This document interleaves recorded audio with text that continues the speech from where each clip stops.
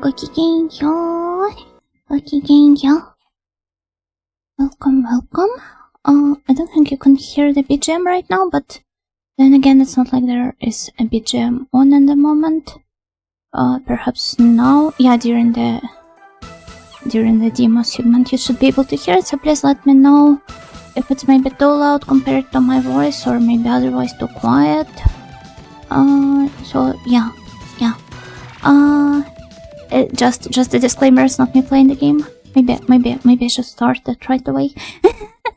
Instead of greeting all of you while we're chatting and while I'm flying around and shooting at my enemies. I don't know. But well, Gokigenyo, welcome everyone to another stream of Keio Flying Squadron. This one is stream number 11. On the previous 10 stream we've practiced a little bit of like stage 5, but to very little avail. I also did practice it a bit on my own, off stream. Surprisingly, or maybe unsurprisingly enough, it has proven to be like a more successful attempt. Because would have thought the like games that require a lot of concentration like this. I feel like my voice sounds a bit too long without any BGM in the background, so I'm going to turn on my default one.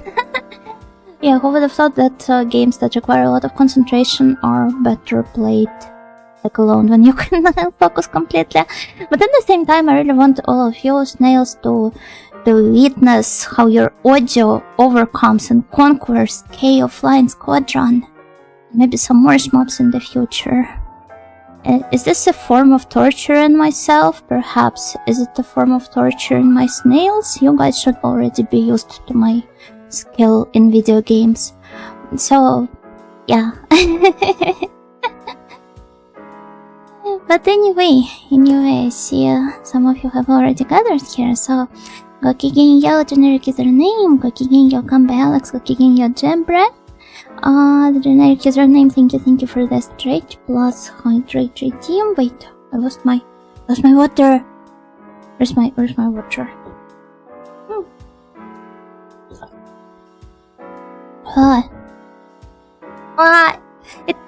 It tastes like sand. Maybe I should have drunk it several hours ago. Like water fan. Sure, but I just don't like the taste of sand in my water. Sand flavored water. It's like Sprite with cucumber and other atrocities committed by the soft drinks. What do you call them? Like companies. Oh, Gokigenyo Lolo, Gokigenyo Aeroflow, Gokigenyo PPA. Got question mark? Is it the jet lag? Is it killing you? Gokigenyo Ainon, Gokigenyo Miguel. I'm back home in Germany but extremely jet lagged, so I will probably sleep very soon. I mean, that's not proper bedtime anyway, so if anything, the jet lag seems to be doing you justice here. And I hope you don't have to return to your work straight away, because it would be very heartbreaking if you had to. But yeah, we're continuing our attempts at beating Keio tonight, because it is indeed prime content / media, seeing the audio struggle and get better and improve, and in the end complete yet another game, right? So I think, oh my god, I made it louder, sorry. Yeah, let's go straight to the game. Business trip flight to Poland on Sunday / Monday. Good luck. I hope you will at least manage to rest up well before this trip. Also, damn, a business trip on Sunday. What do you mean? Hello, Takira, Gokigenyo. Did I spawn the... yeah, I did. Okay. But until then, I can take a taser like this 2 Yukuris I bought. 2 Yukuris? Of which characters? don't have any yokuris. I mean, I didn't travel to Japan, so how would I acquire them, right? But I went to Ship Detectives. Remo and Marisa, Patrician's Choice. The Odo. The Odo. So yeah, I went to cinema yesterday to watch Ship Detectives with my friend, and both of us really enjoyed the movie. I cried a lot. It's such a kind and heartfelt one. I never expected the CGI ship to make me so emotional. And I also like how, like, despite being a family-friendly movie, it didn't shy away from some, like, maybe heavier themes, like the loss of your loved ones and grief and, like, processing the grief and acceptance and all that. Was, like, I don't know. It feels like a very important message, but at the same time, then again, I'm not sure what is the state of family-friendly movies these days. Oh my god, what was the film? The Ship Detectives. Maybe you've seen some posts about it on your Japanese timeline, because my Japanese timeline seems to really love the movie. Like, I literally see all these fan arts and the posts saying like Hitsuji no koto shika kangaerare naku naru. So yeah. What was I talking about? Oh yeah, the ship, they're also voiced, I mean, in the Japanese version of the movie, they're voiced by some famous seiyuu. It is normally a somewhat rare occasion for, like, the anime seiyuu to be cast for the movies, but I think because here it's, like, technically a kids movie, you can hear, like, Inoue Kikuko voicing the main ship. But I didn't watch it in Japanese. I don't know. I just felt like bringing this up because I thought it was cool. I don't know if Kikuko was voicing her. So yeah. Anyway, it was a very kind and poignant movie, and Okay, I'll be fair, I expected to like it as much as I did, but it still was such a pleasant surprise. Miss you, back in the year, heck yeah! Hello, Dinah's Fania. You know you have to watch Paddington 2? I have not watched either of the Paddington movies, or the 3 of them. Also, Karin, thank you for the resub. Thank you. Where's my, one up? Here it is. Nice. But yeah, I imagine Paddington would be somewhat similar in tone. From what I looked up, the original novel, like the one that the Ship Detectives is based on, it seems to be a bit darker in tone, because the protagonist, who is in the movie adaptation played by Hugh Jackman, he is like a drunkard, like a terrible drunkard, and he also is like a drug dealer, and he uses his ship to, like, transport the drugs. But that is in the novel. The movie seems to, like, remove a lot of these details.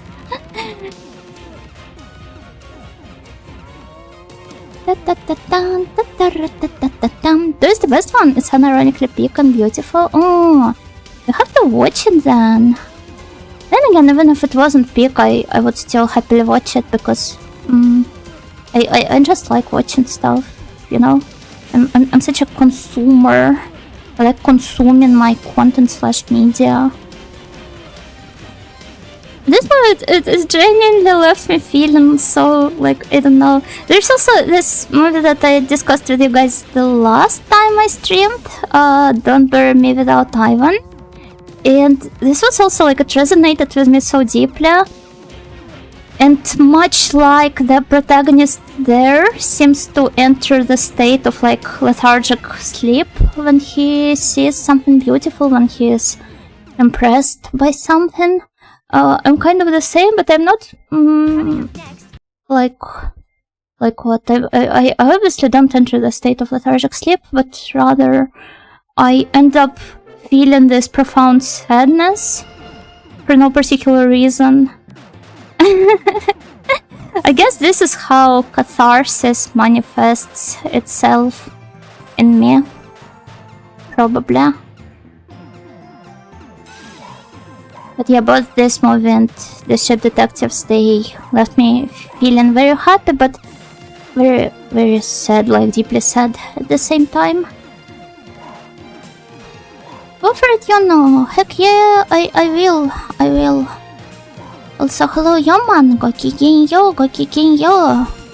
Also, as you may or may not have seen, oh heck, wrong power up, on Twitter. Oh, why did I run straight for this one? Oh heck, this is a warm-up run, okay? So yeah, on Twitter you may have seen Karen post the link to the Google Drive with the checkers for digital checkers for the supporters of the audio trip. So if you just ignore that, nothing happened. It was a warm-up run. If you pitched into this little event, then you may find your digital checker in this folder. It's not like there are a lot of them, so you will surely find yours quickly enough. I'm go kicking your goals. Welcome. Hello. The first stage went so well, and then something happened. Well, because it was a warm-up run. The warm-up runs are supposed to go like that. Oh. Okay. I think I still want the three-way shot. Anons 1 and 2. I mean, it's quite hard to figure out if it was one person or two people, but whoever this kind anonymous gifters or gifter are or is, thank you so much for supporting us. Oh wait, if it's one person, then they got 2 checkers. Wow. Lucky.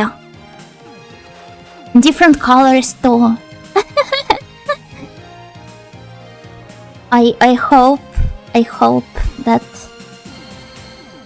all of you enjoyed the colors I picked for my checkers, or the colors that Corinne picked for hers. But at least one of us was able to guess your favorite color. A clever trick to get twice the checkers. The infinite checker trick.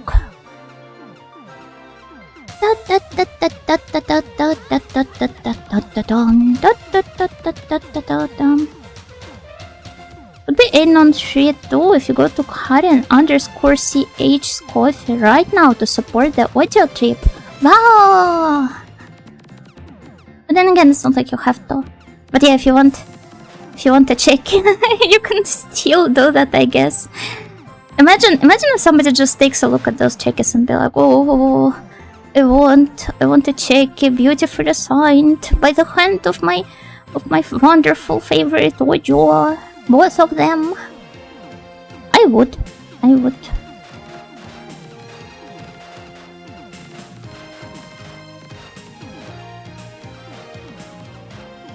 Funny that it took me just so many tries to finally understand that this segment is better past, like, if you go on the bottom tier of the ship. But didn't you say coffee isn't anonymous? Oh, isn't it? Sorry, I don't know a single thing about like the whole logistics of donations and donation services. Maybe I would if I could accept them.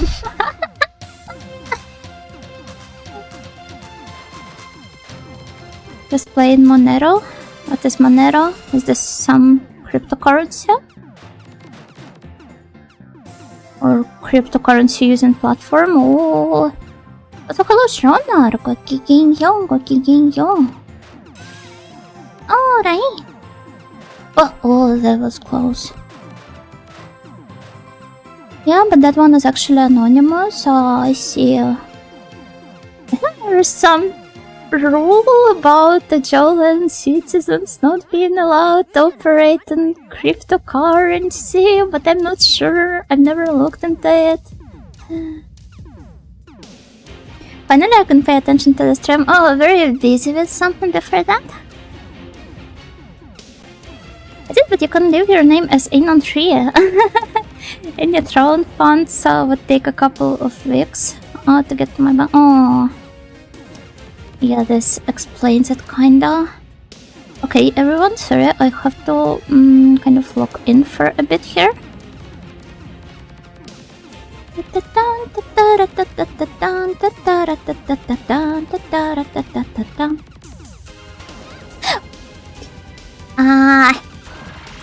I flew a bit too close to the sun.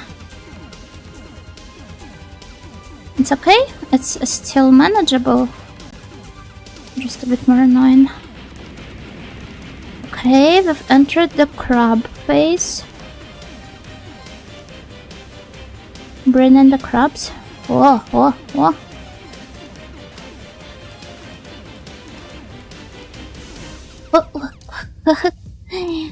Okay. Oh yeah. I don't know, the voiceover here is really cute. Why do I keep doing that? Will somebody tell me? Does anyone have an answer for this? Maybe the ship detectives. I think they would be able to solve this riddle. Oh, not important stuff, but now I'm free. Okay, glad to know that. Crab! Yeah, it has a lot of crabs. Hi, Alicia! Gokigenyo! Do you like crabs?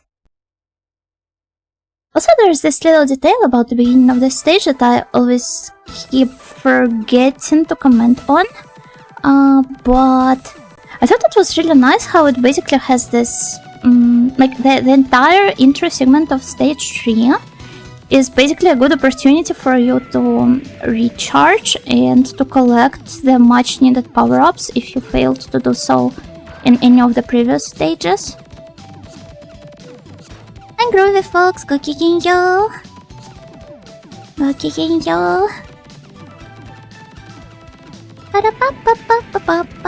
Twitch thanks for greeting Alicia as well.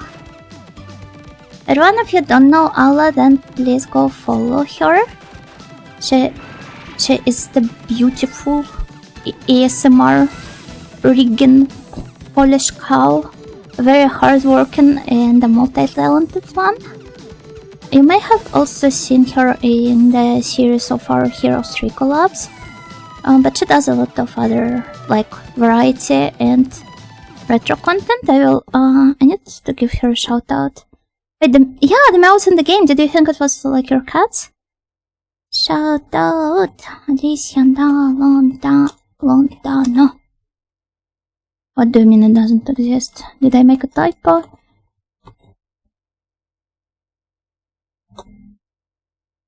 Okay. There it is. I was going crazy thinking it was one of my cats. No. You see those... I'll enable the cursor for a moment. Heims. Here's the Heim. Fixed? Heck yeah. Okay, capture cursor, you should be able to see it now, maybe? Yeah, you see those... I don't even know what that is, like cauldrons, jugs flying around.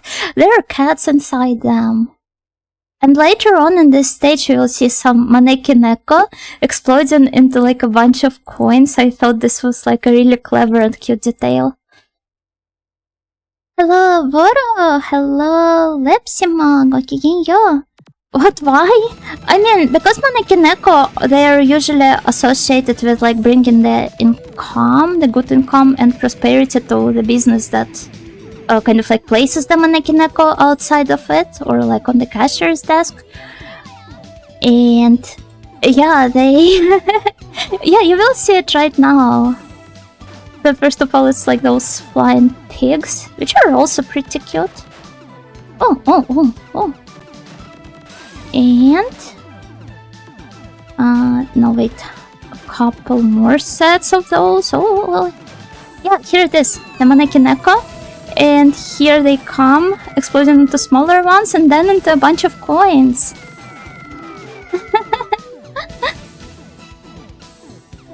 I really love both the sprite work and the the thinking process that went into designing some of the enemies here. Honestly, I feel this way about a lot of cute ups, which are kind of like a subgenre on their own, right? Even within the shmup genre. Okay, more looking in. Oh,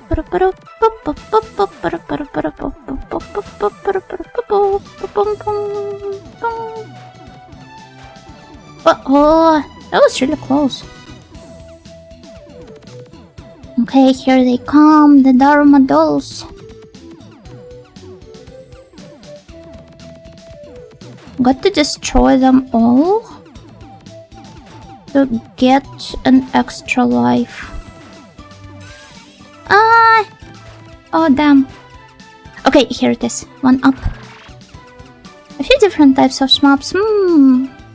Why do you like this exact one? Because it's the most like vibrant and fun and colorful, right? Perfect for my zoomer brain.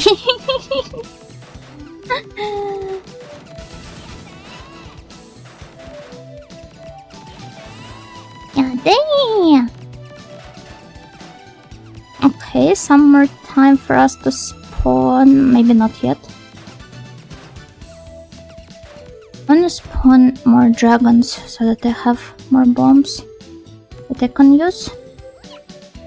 Let's use this part here as an opportunity. Shall we jingle some keys while you play? You may or may not choose to do so. Actually, I find multitasking even worse for focus, funnily enough. Or maybe not funnily enough, maybe that's how it is supposed to be. So, yeah, I don't think you should. Okay, to the stage 4. Hello. Where an American battleship awaits us. Why? Because I don't know. Later on we will head to Mount Ararat. All the way in Turkey.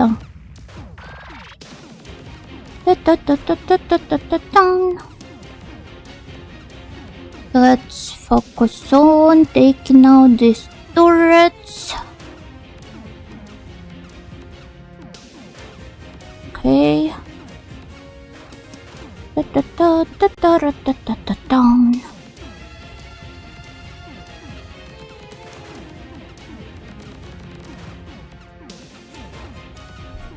Nice. Final one left? Or maybe a couple of final ones. Yeah, there seems to be at least one more. Rely on gamer instinct and reflexes, not focus. Do you think I have a lot of gamer instinct and reflexes? I wouldn't trust myself to do this.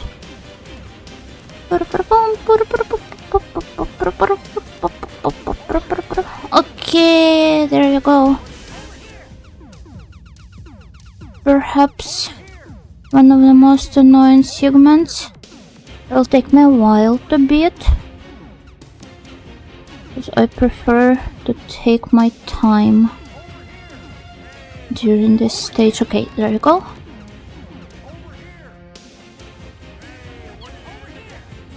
Over here, over here, over here, over here. This is what streams are for, right? To cultivate them. It's like we're watching a training montage without the montage. Well, reflexes maybe alongside the muscle memory. I suppose I am actually developing it while practicing. My gamer instinct though, I don't know. And I mean, whenever I pick up a new game, I kind of have to relearn it from scratch for every new game.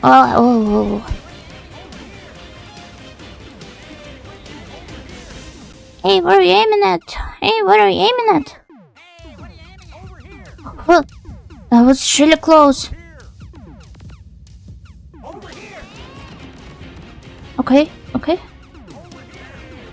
How bad is it? Hi, Shotgun Buccaneer. Go.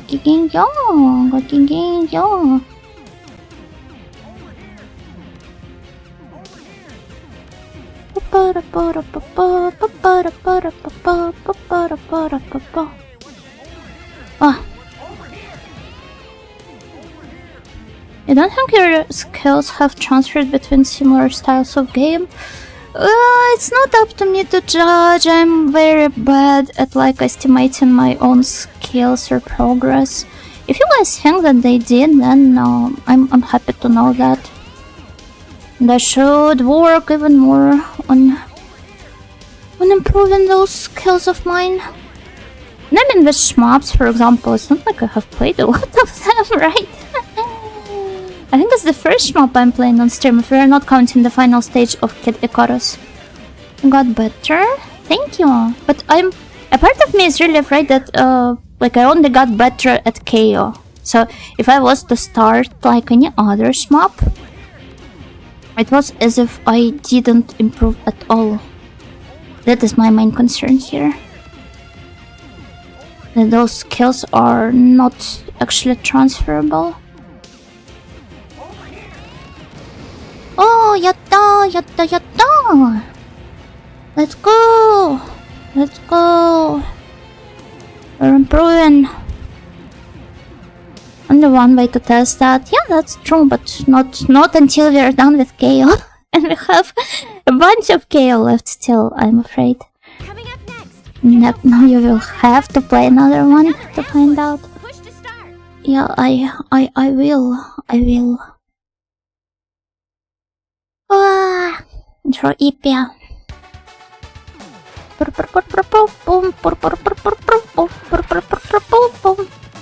Alright.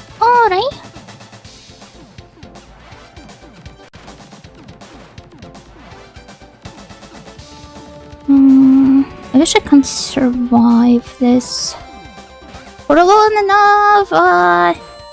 You see that?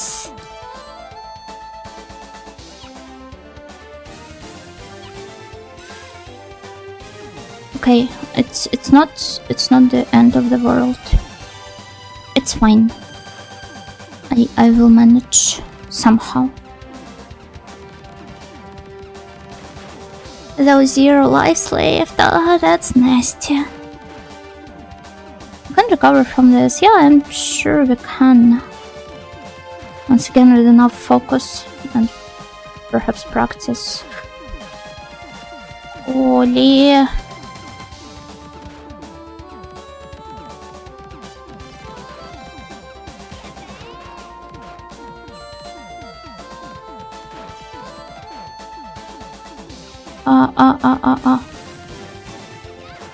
Oh, I feel like I actually got worse at this stage. I will consult with the Elder Council of Gaming. Is there such a thing? How do I sign up for it? I want to belong to an Elder Council too. Is this another hive mind that you're connected to? Won't the rest of the snails be jelly?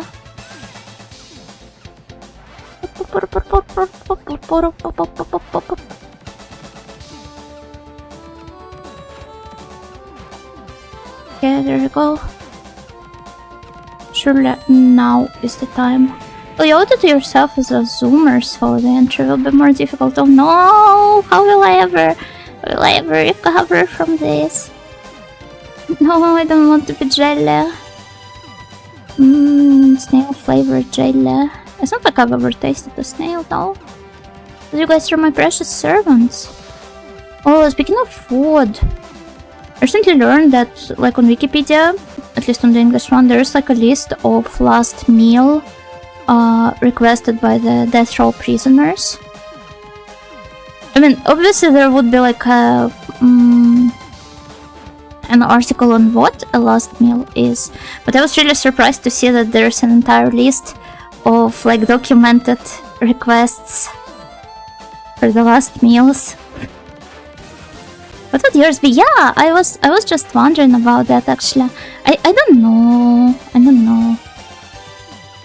Would probably depend a lot on my mood at the moment. Not that we're gathering this information in advance for any snail uprising. well, thank you. Thank you for letting me know.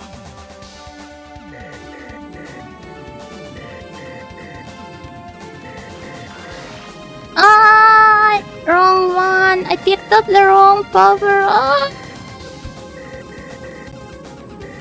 Yeah, but I don't know. What would you guys say would like yours be? I don't know. I have no idea. I would have decided on the spot. But if I was to like mysteriously end up as a death row prisoner right now, and if I was to be like executed in a couple of days, then I think I would have requested. What would I have? What would I have? Mysteriously, yeah, mysteriously, because I mean, it's not like there are any reasons for me to be there. Hello, Uncle Potato, Kigenyo, Kigenyo. What do I feel like eating right now? To be fair, I just ate before starting the stream, so I don't feel like eating anything. I'm sorry. Oh, the rumors do be vrooming again outside. A hero. Oh, I thought I flew slightly up, so should have taken care of that. No.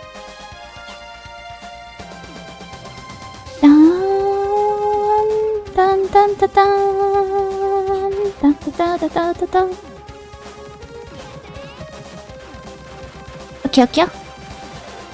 Nice. Well, you seem to slowly be getting there. Now let's make sure to survive.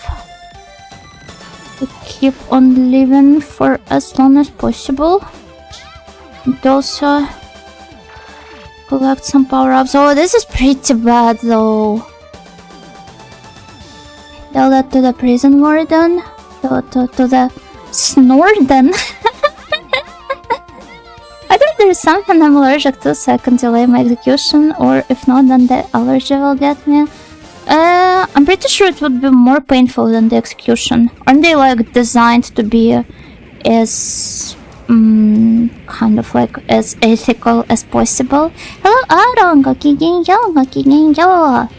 Welcome. What would you have as your last meal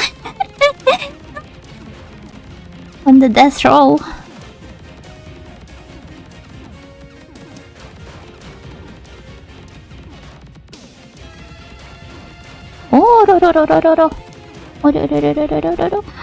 Oh, we'll have a matcha tea, please. Okay, snails, can you brew some matcha tea for this poor lost soul?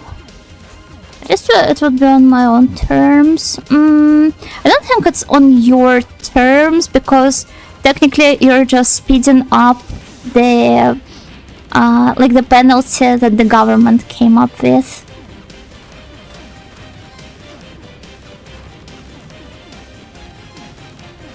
So sorry, you're only deluding yourself into thinking it would be on your terms.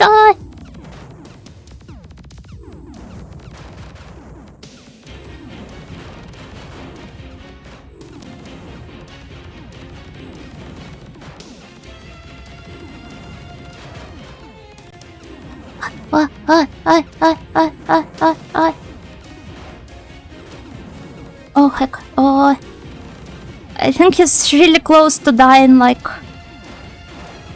Maybe a couple more shots. Let's survive.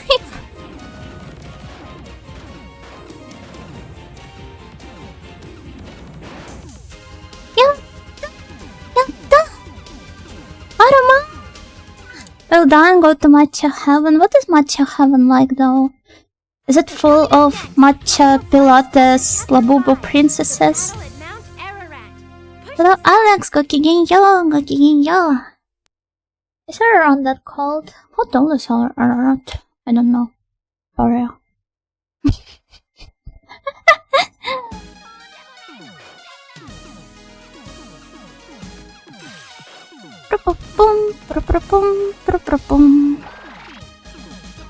Okay, nice. I think if we destroy all of these turrets, we should be able to get the one up.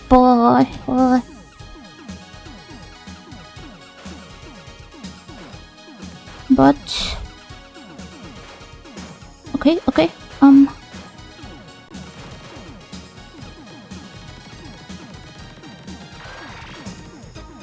Nice. Then here comes the next helicopter. I keep wanting to call them planes, but no, they are helicopters. Oh, one up. Nice. Yatta. Now let's make sure to not lose it right away. So, even when solo practicing the stage, I didn't really reach the next level. But I believe I did reach the boss. So perhaps ideally I would like to maybe try and defeat the boss today, but it took me quite a lot of tries with the boss of stage 4, so I'm not quite that confident. Is there a nice max? Yeah. Though I will be fair, I'm more of a fan of like kind of less realistic mechs, I guess. So the ones that kind of look like knight's armor. You know what I'm talking about, right? Stuff Mamoru Nagona designs, for example. As well as the most obvious example, the boss of this gym. Yeah, the boss of this gym.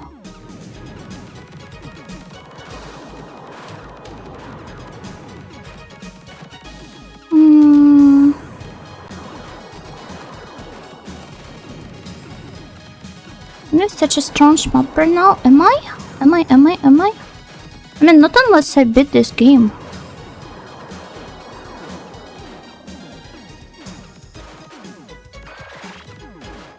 And even then,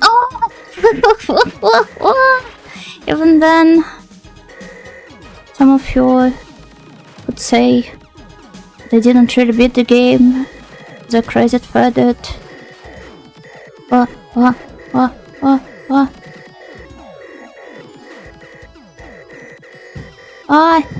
Oh, thank God. No, I didn't mean to pick this one up. Okay, so here's the arc. Just like the ultimate. Perhaps you will want to see another game. Maybe, or I could always stream even more Keio to try and want to see it instead.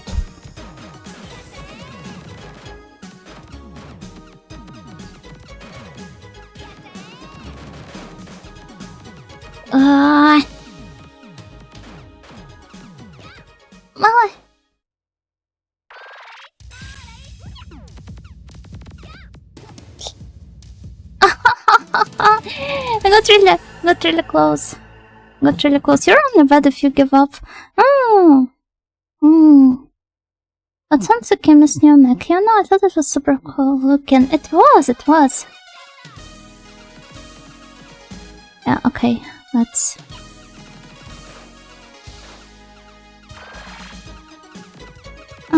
I think let's go with one-way shot for now. Pretty good idea. Huh? Oh! Okay, this one I did not expect. That's pretty damn bad.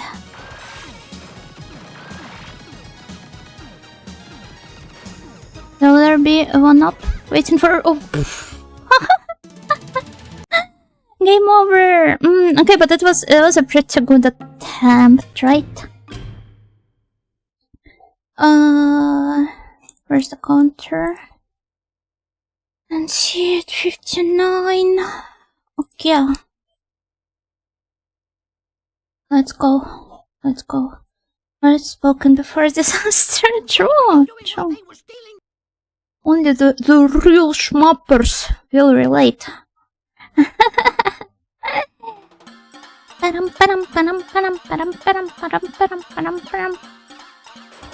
But now, even if you compare it to like the previous stream, you will see that I became somewhat more confident with stage 5.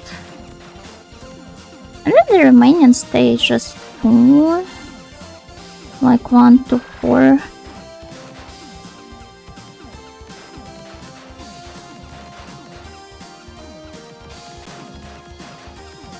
Like my decision making on the spot, it became slightly better as well. Yeah, just give the enemies a firm handshake and look them in the eyes. Ew, handshakes.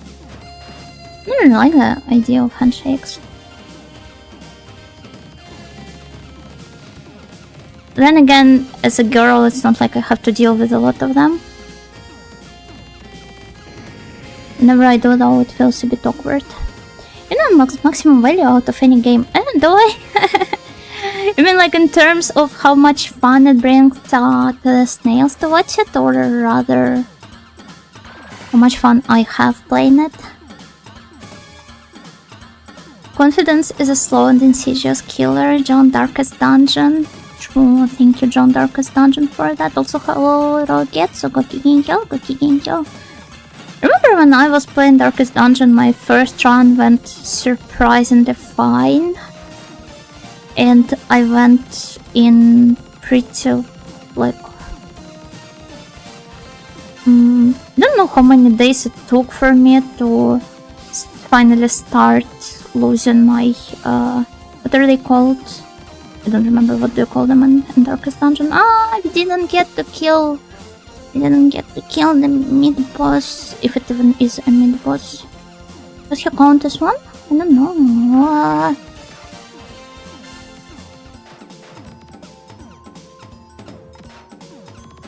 And also I have not played Darkest Dungeon 2.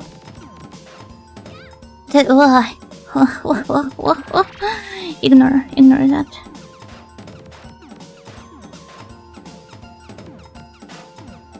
Maybe I should check it out. I don't know, in the indie games department there are a lot of other games that I am kind of more excited for. Dun, dun, dun, dun, dun, dun, dun, dun. Next week is my birthday, by the way. For those of you who might have forgotten, and I still don't know how I'm going to celebrate it. But it will probably happen next weekend. Because the birthday itself falls on like a business day. And I'm sure it would be inconvenient for all of us. Remember, happy audio day in advance. You're not supposed to... Do you even have this in your cultures, guys? Because in Netherlands it is considered to be like bad luck if you say birthday greetings in advance. But I don't know if it's a thing in other countries or not.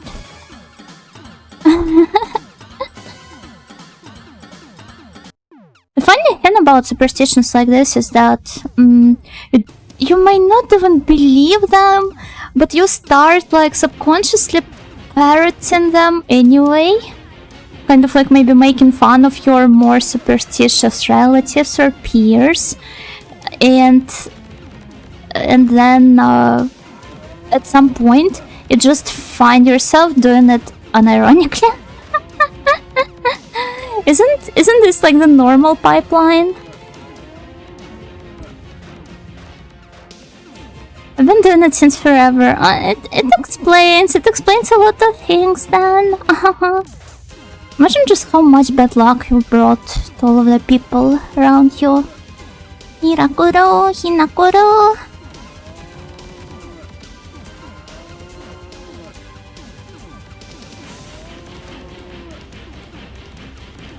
Though, then again, I don't remember you telling me any birthday greetings before my actual birthday, so probably all of my misfortunes, if they are to be blamed on somebody, it's not on you. You can rest well, rest assured. It's fine. You're not at fault here. Never heard of that before. It's so strange. Maybe it's some specifically like post-Soviet thing. Where does this belief even come from, I wonder now?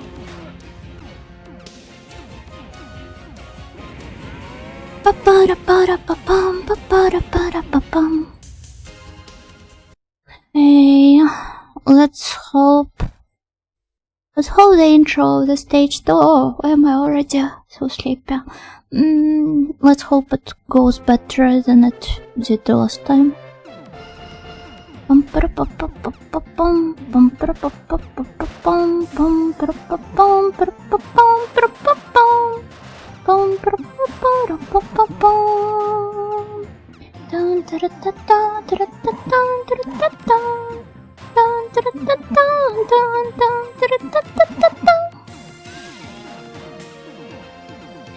Combo, fight!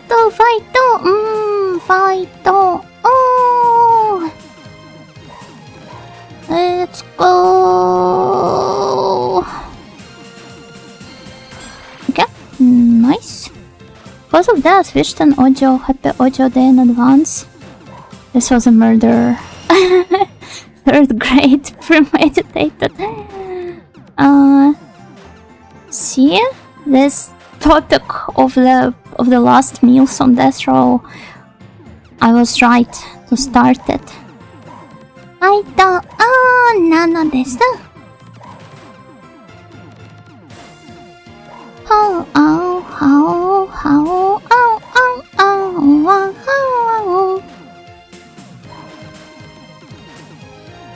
僕は羽生と申します。僕の姿は見えません。なのです。ラチーよんごきげんよう。ごきげんよう。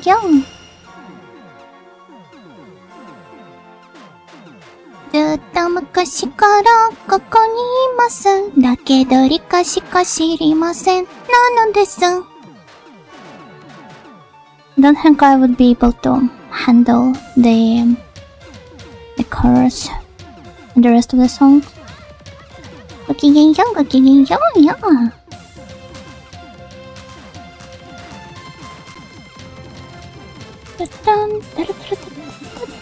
I think one of my random superstitions is that Sizer, your luck escaping out. Yeah, I remember this one too.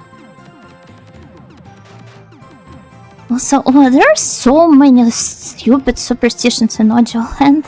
Some of which are, I'm sure, like global ones. Some seem to be strictly local, like the birthday thing. Because of random manga, it started out ironically but became unironic over the years. You see that the pipeline is real. I'm not insane for thinking that.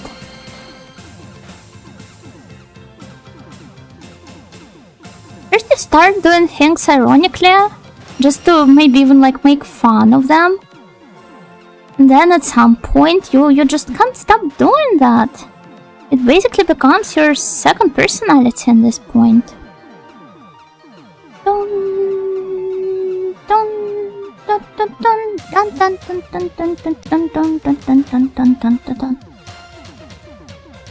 Okay.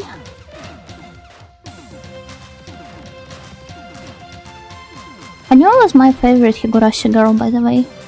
Why do I bring this up right now? Well, a couple of minutes ago I sang a snippet from her character song. Speaking of character songs, I mean, I don't really watch anime as actively these days, so I don't know if this is still a thing or not. But yeah, my very question is exactly that. Like, do they still release some side albums with character songs? For the fresh seasonal anime? Huh? Hanyo, the girl, the manifestation of Oyashiro-sama. Enrico's imaginary friend. I miss character song.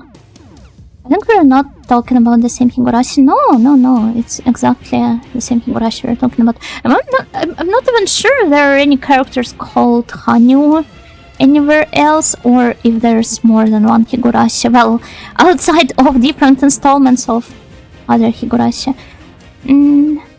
HXH seasonal anime. It is seasonal. It was seasonal, but it is not fresh, I think. I think the last instance of character songs I remember was in like Wataten. This was in like 2021, right? It was really cute though. Yeah, Wataten was great. I love Miyane. I love all of the girls there.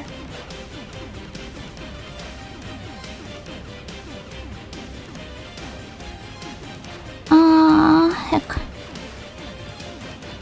You see just how weak I became.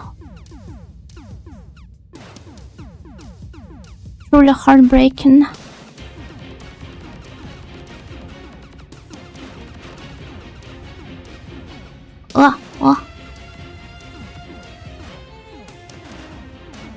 I really have to be mindful of ghosts and crabs and everything.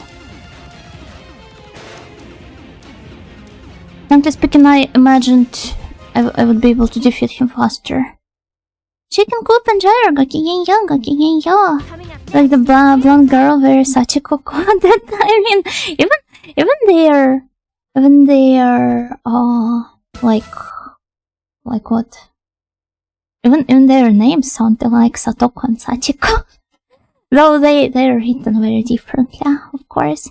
Snails, snails. Hello, hakon gakigen yo. Now that you mentioned watching anime, I've actually gotten into something of a personal renaissance of anime watching. In the last month or so, I finished Fate Zero, Fate Strange Fake, Akage, and now I'm working on Freerun. Put together, this is more than I watched in all of the last 5 years, so congratulations! I don't know, when was the last time I finished something? A Golden Kamuy, like last season. But other than that, I think it was Ninkoro? Ninja to Koroshi no Futari Gurashi. It's a great one, not to mention, like, if you like the direction of old Studio Shaftworks, exactly how it was back in the day, then I really recommend you check Ninkoro out.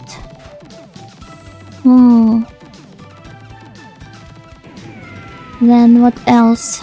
Also tried starting Champignon Witch, but never gotten far with it. I've only watched first maybe like a couple of episodes, so I'm not counting this one. There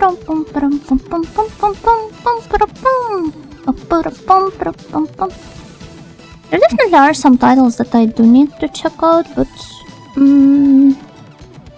just don't know. I don't know how much time it could possibly take me.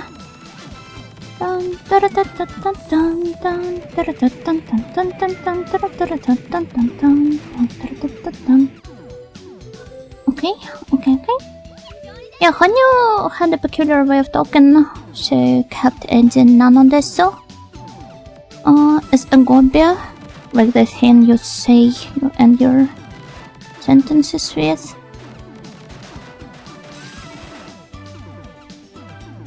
And well, obviously her catchphrase of how well.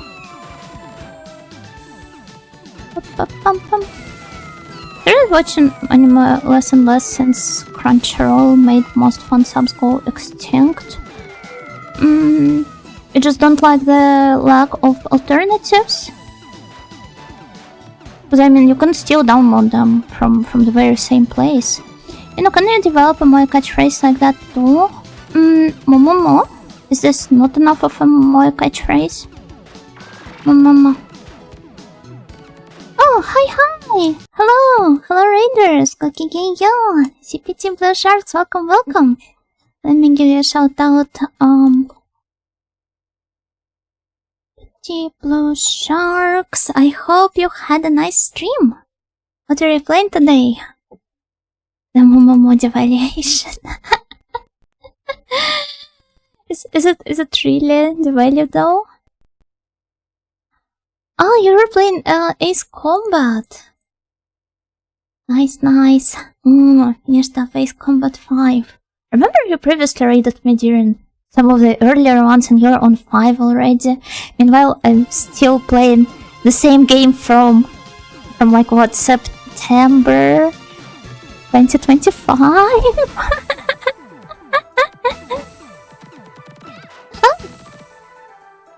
But yeah, Gokigen Raiders, my name is Yana Nightingale. I'm an Ajasa Main trainee who really loves retro games, and I'm trying to do a very stupid thing of playing a shmup on stream. When is the Ace Combat arc? I mean, I do want to play it.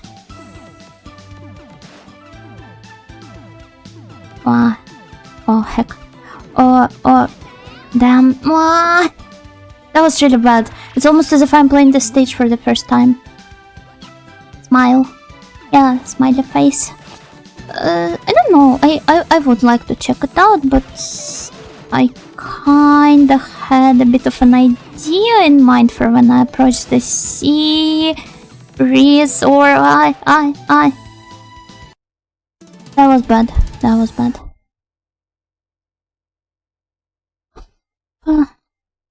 Real man play Project Wingman.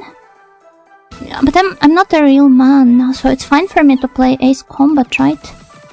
I will not perceive the bottom left. It is on the updated when I meet in game over. It was not a game over yet, so it is not yet ended, you know.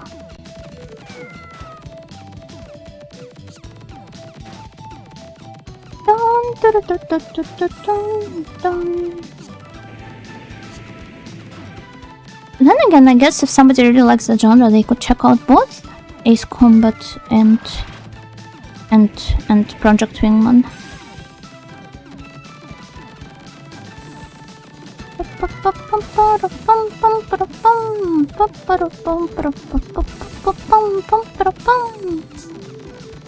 Play multiple video games, yeah, that's kind of like the way to go, no?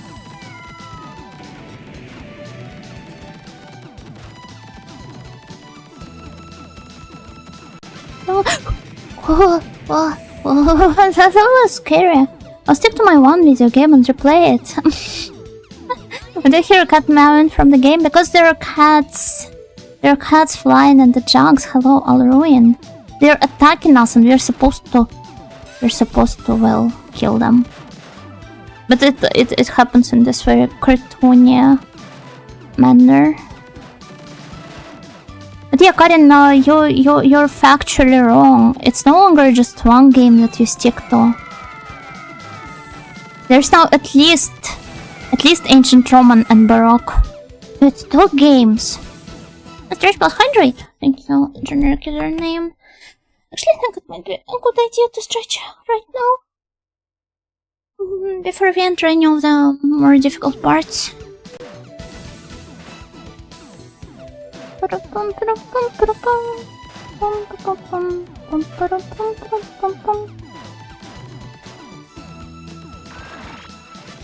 I think that ideally I should also utilize like the swaps between this between slow and fast modes.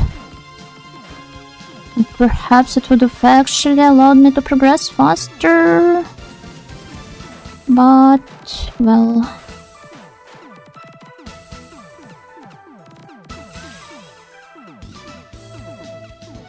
how do they appear once again? Do they? Oh, okay, they jump up. That should be fine, I think.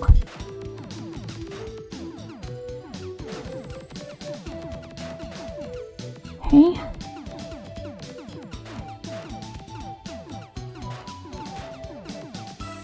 One up, one up. Thank you, thank you, thank you. This will surely affect the local trout population. But see, we're in Japan, and the Japanese, they love fish, so it should be fine.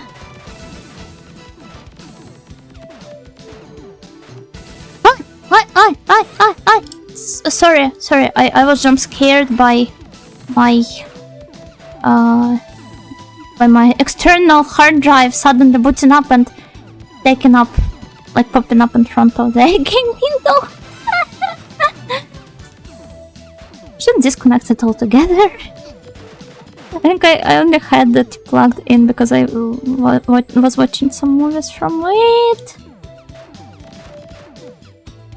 Let's spawn some dragons, nice. Let's imagine some dragons. Speaking of more like action-focused arcadey games that were not published on arcades though, I need to return to Klonoa as well. I think this will be like next week. Probably. And I also want to... Hello. Testing. Okay, I unplugged it. 1, 2, 3. He's learning the how to count the numbers to us. Learning, teaching. He's teaching us how to count the numbers. The protagonist, she's Japanese. Does she even understand him?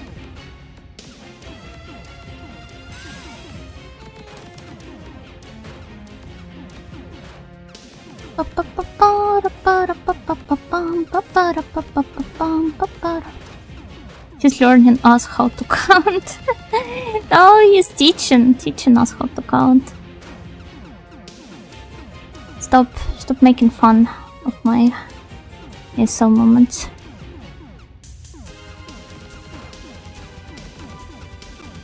Okay, here comes another set of ships. It looks like something I'd see in Metal Slug. That's true. Oh. That really scared me. Over here! I think more people should check out Keio, actually. It's pretty good.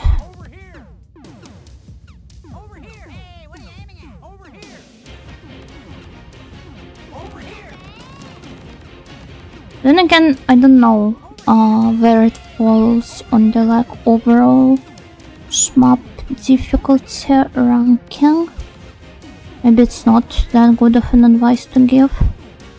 I personally struggle quite a lot with it, but then again I'm not some seasoned veteran player, so that's only to be expected.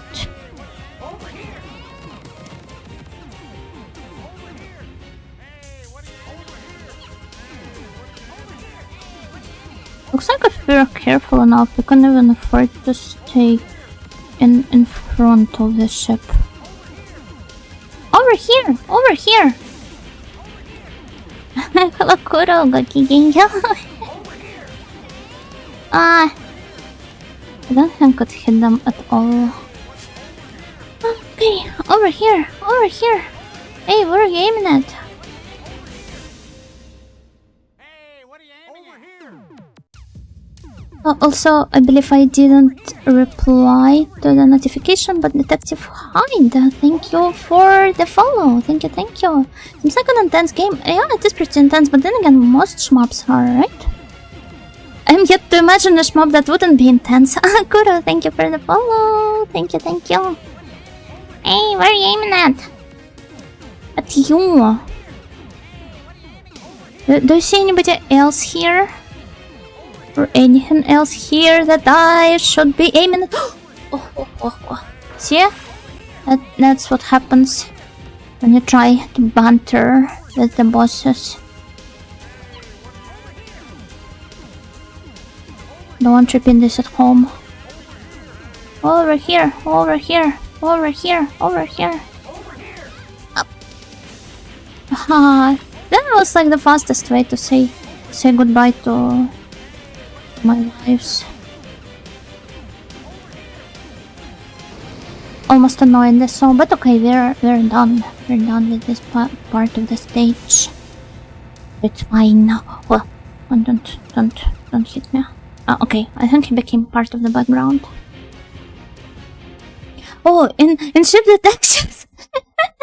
In Ship Detectives, okay, one of the most important plot points is that the ship believe that when they die, like they don't actually die, they just turn into clouds.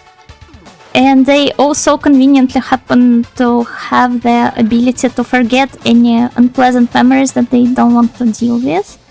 And kind of like one of the most important plot points is some of them like coming to terms with the existence of death and learning to remember and treasure the memories of your loved ones rather than forgetting them instantly. So yeah. Why did I bring this up? Oh yeah, because the boss blending in with the background reminded me of that. I would cry. Yeah! You would cry. I did cry.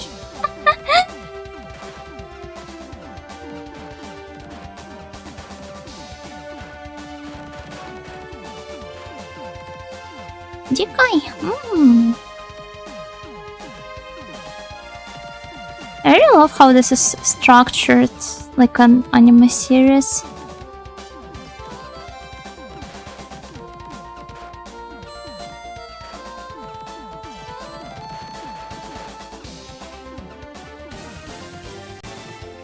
I wish more games did that. One of my favorites, Sakura Taisen, does. So every episode, every chapter of the game, it is structured like an episode. It has an eye catch in the middle. Speaking of which, I realized that with like the spread of streaming services and simulcasts, the eye catch cards, they kind of lost their meaning of splitting the episode in half to insert like an ad in the middle. And apparently a lot of like younger anime fans, when they watch series from like 2000s or from early 10s, they're like, what is the purpose of those of those illustrations in the middle of the episode? And this was also when I realized that, yeah, we don't really see as many eye catches these days, right? In modern stuff.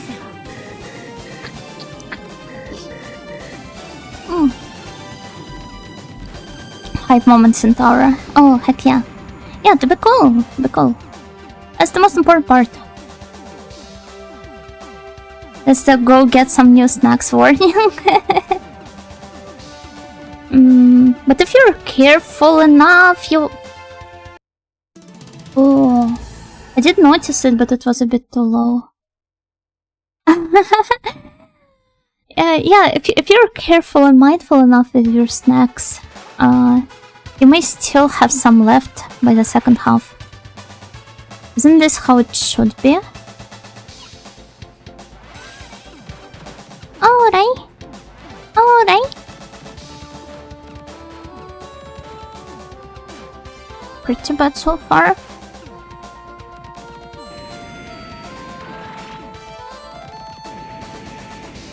And how Derbies had this animations of Akane trying to hit Ranma.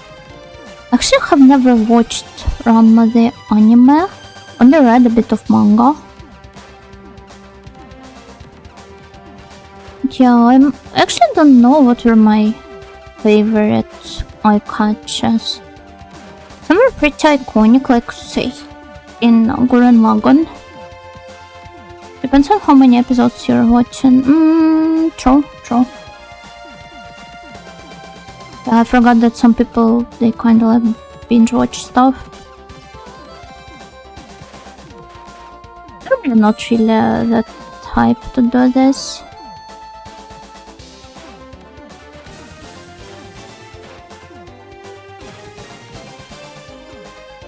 Yeah, nice. Though I believe some Nichiasa anime, like the kids one, such as Precure, they still have eye catches, but that's because they oh no, oh no.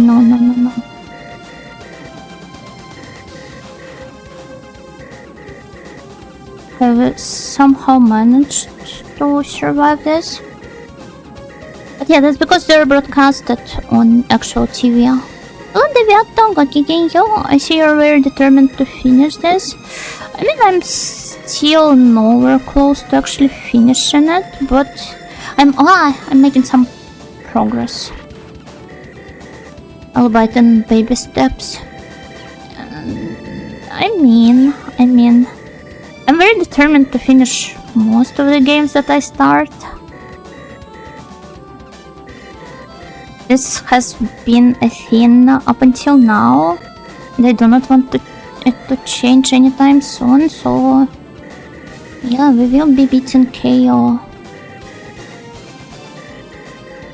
at some point. Anime, I think it was rather cheap and show in many senses.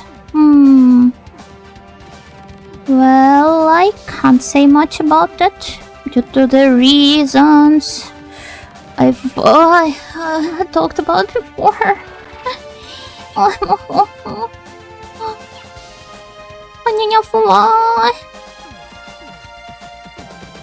But yeah, shmups are pretty much all about practice, so I should be able to do this at some point. Okay.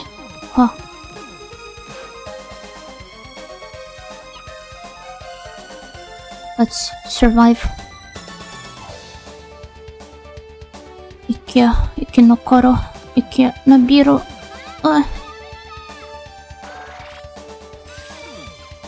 Once again, we're stuck with a pretty bad shot.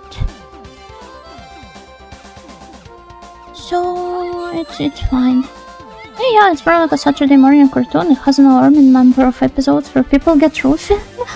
Huh? Perhaps they tried to warn us about something. About the state of clubbing culture in Japan at the time.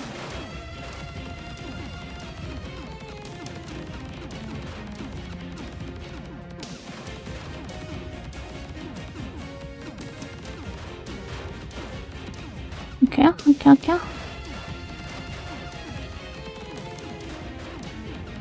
My gamer instincts are telling me that they've got this.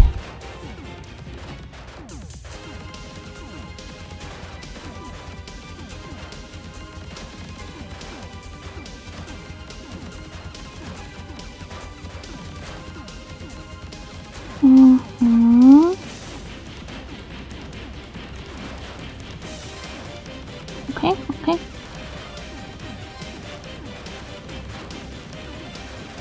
The like Audio-land translation of Ranma had a very very clever pun in the title. I'm not even sure if it was intended. It just kind of a direct translation itself. It creates a very nice pun like this. So it was called like Pol Ranme, and Pol it means both like half of something. So literally like Ranma, one half, but also like your sex or gender, which also kind of like plays along with the themes of the entire work.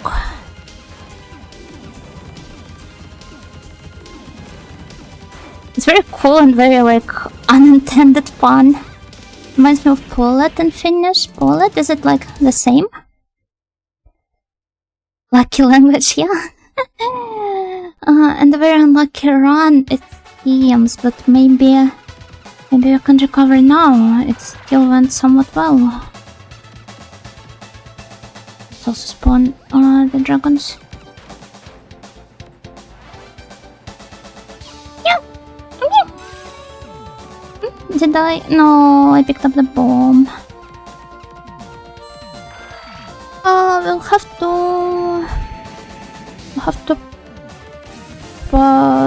to get something else.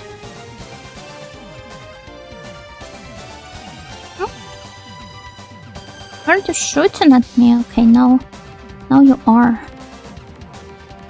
Took you some time. Bullet is understandable as sides and more colloquially half of something. Oh, so like the right or left side of something.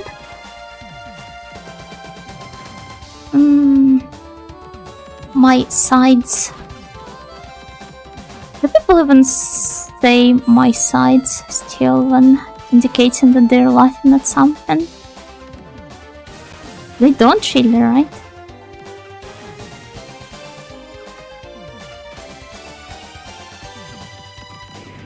Wow, that was close. That was close.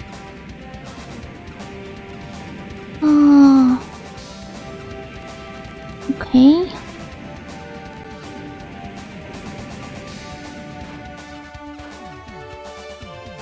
Nice.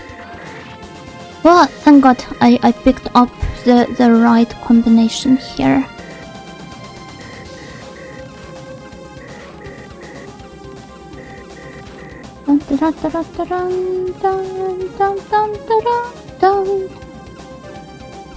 Sometimes, I guess. Yeah, they're old enough, right?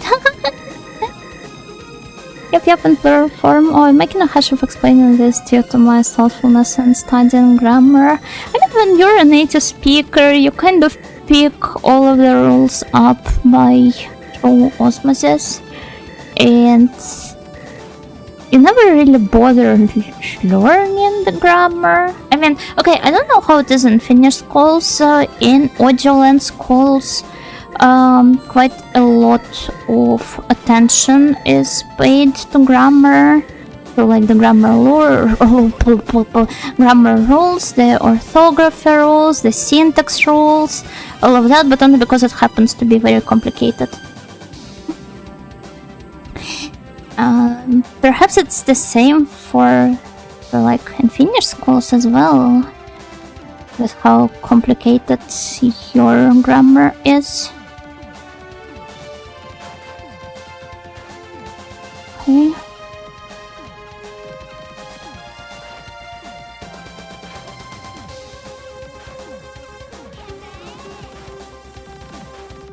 Let's spawn a new one. Nice. Just the best run so far. Okay, but I do not want to jinx it.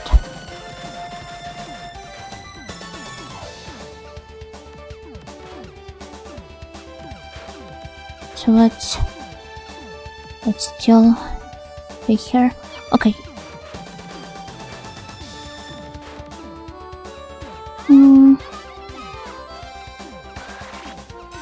It's been a lot of time on those as well, yet I still see people making mistakes every day.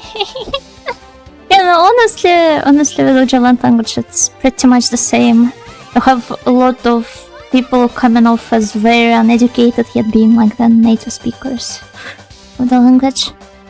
Yep, play by ear. Actually, I really resisted studying grammar due to how I felt applying strict rules to language was antithetical to how magical I saw the nature of language as. It's rather like Then again, I don't really know if you still see it as such. It is magical, but it can be studied and it can be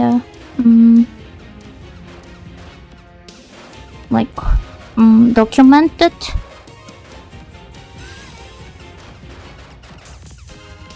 And I don't really see any problems with applying the rules. You just need to realize that the language is a very it has a lot of plasticity, so it kind of changes in real time as actual living people speak it. For example, all of the nouns in Ojou land are gendered as they are in, I think, are they gendered in other Slavic languages? I'm not sure. No, they are in Greek, for example, as well as German. There are a lot of languages with grammatical gender. But some of them have caused some debates in the past. I remember the arguments about whether coffee was neuter or masculine, the word coffee. It was quite a big thing. At least at some point, it was grammatically proper to say coffee as a masculine word. But due to how neglecting people have been about this norm, it has shifted. And now I believe both masculine and neuter are acceptable. This is a very trifle, silly example, but I think it reflects a more common underlying issue with language as well. It's kind of like a living creature. Coffee is clearly feminine. Here, coffee has always been feminine. Not over there.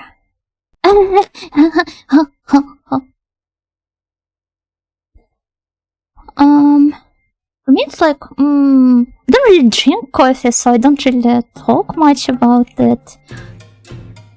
I don't know which gender would I use. No idea. I mostly think I was just not here in the forest for the trees.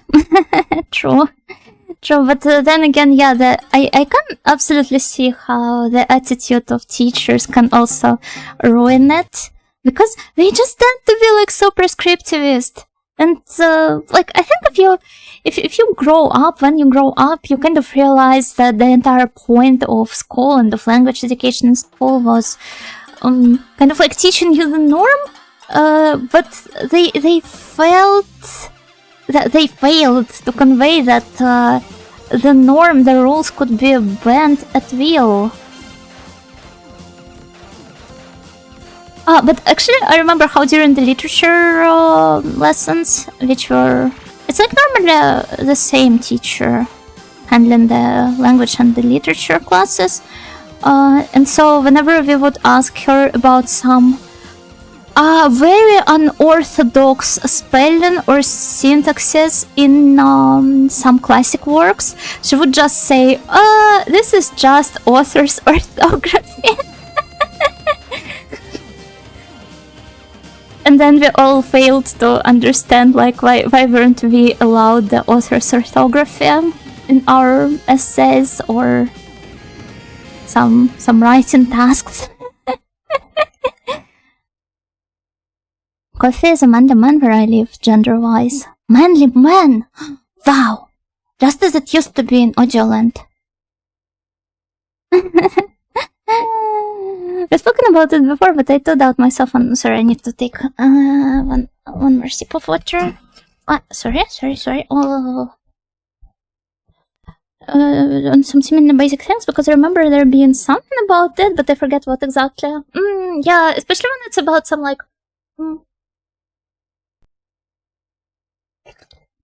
little tips and tricks on how you could check. Oh, why am I so? Oh, sorry. Literally, I stepped aside to drink some water. Yeah, some, I don't know, some idioms that help you better remember some rules. But then again, in the spur of the moment, I could never remember them myself. Oh, yeah. But then again, it's a problem I encounter with all of the languages that I use, and as I've complained multiple times, the more I use them, the worse I am at all of them somehow. I think coffee is also a subject that is easy to be passionate about, though. No, you see, I think, at least that's the way I see it, it's about signaling certain things. So, like, if you kind of like abide by the norm of coffee being masculine, you can act as this sort of like grammar police for people who dare to use the wrong grammatical gender for it. And when both options were accepted as the norm, this category of people, they kind of lost the ability to weaponize it. And this is why they felt so upset about it. It's like one thing less for them to like assert their dominance on the linguistic field. I feel like, yeah, what they feel passionate about is not coffee, but the ability to prove something to someone, probably to their own selves. In Spain, coffee is masculine, but masculine here is pretty standard for a lot of words. I see. I wonder what is the percentage of like differently gendered words in Odroland. It goes both ways, sure. Language is shaped by its speakers, but you don't want it to devolve into a complete mess either. Yeah, that's true, I mean, rules can only be bent by people who know how to apply them in the first place. And this works in a lot of fields. I feel like to be a successful rule bender, you first have to, like, know them to begin with. People were allowed to bend their language, now skibbity slangs exist. So skibbity slangs were fine. I missed the point magnificently. No, it's just how I see it. It's just how I see it. I'm gonna lie, I can't understand a single goddamn word she's saying, but I'm kind of invested now, so I have to keep watching. Well, hello, refrain. It's a shame you can't understand a single goddamn word from me.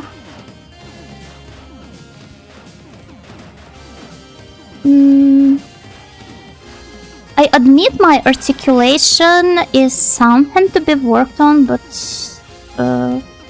also other people in chat don't seem to have that problem. So perhaps it is indeed a snail filter.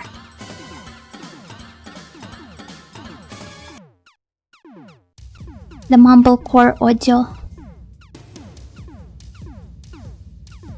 TBH, I feel like I'm not even mumbling today as much as I usually do. A snilter.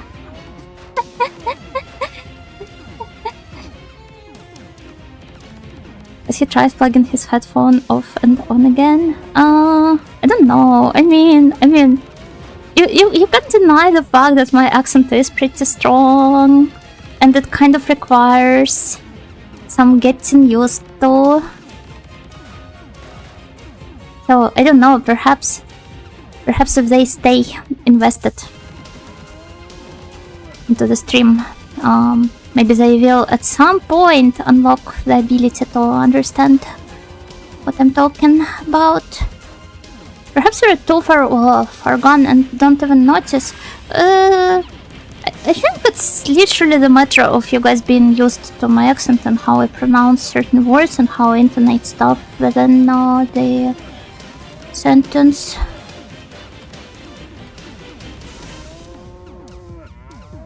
Do seem extra clear today. See? I'm not even like the transformation is complete. And seen. Like your accent? Thank you. I do not mind it, but I understand just that it can be pretty strong, and at the same time, instead of like, you know how a lot of Slavs, they tend to pronounce the words very clearly, so everyone can understand them somewhat fine, kind of like Slavoj Žižek does. But in my case, my pronunciation is a bit slurry on top of that, so... Did you say slugs? No, I said Slavs. Slavic people, or maybe I meant Slagic people. Misheard, yeah, you see? That's what I'm talking about. That explains the shell on my back. Did you only notice it? It's not transformation anymore, but rather a metamorphosis. Slagic. Yeah, Slagic languages. I don't know if I tried to call it endearing, that's how I feel. Oh, really? Thank you. Oh.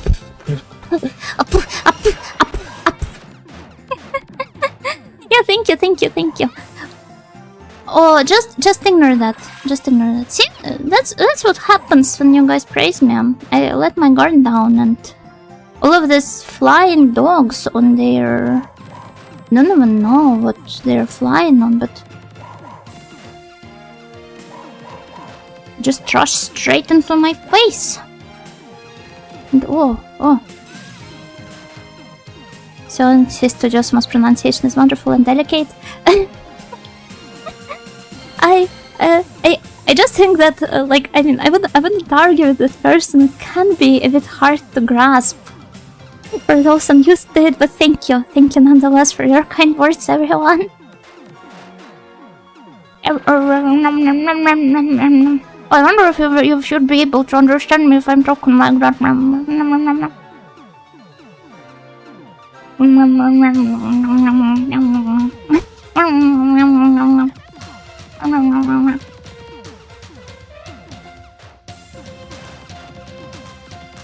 Flying dogs, in other words, a dog that's up there, an up dog.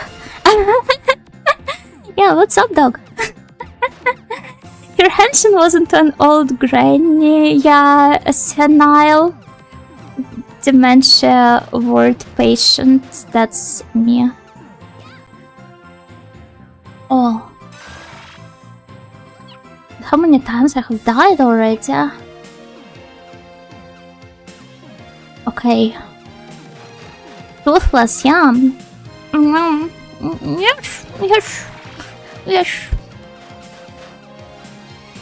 Okay, that's pretty bad. That's pretty damn bad. I might need to restart this rate. I mean, the game will very kindly give me an opportunity to do this once I die here, but do I want to die? Not really. Funnily enough, not yet at least.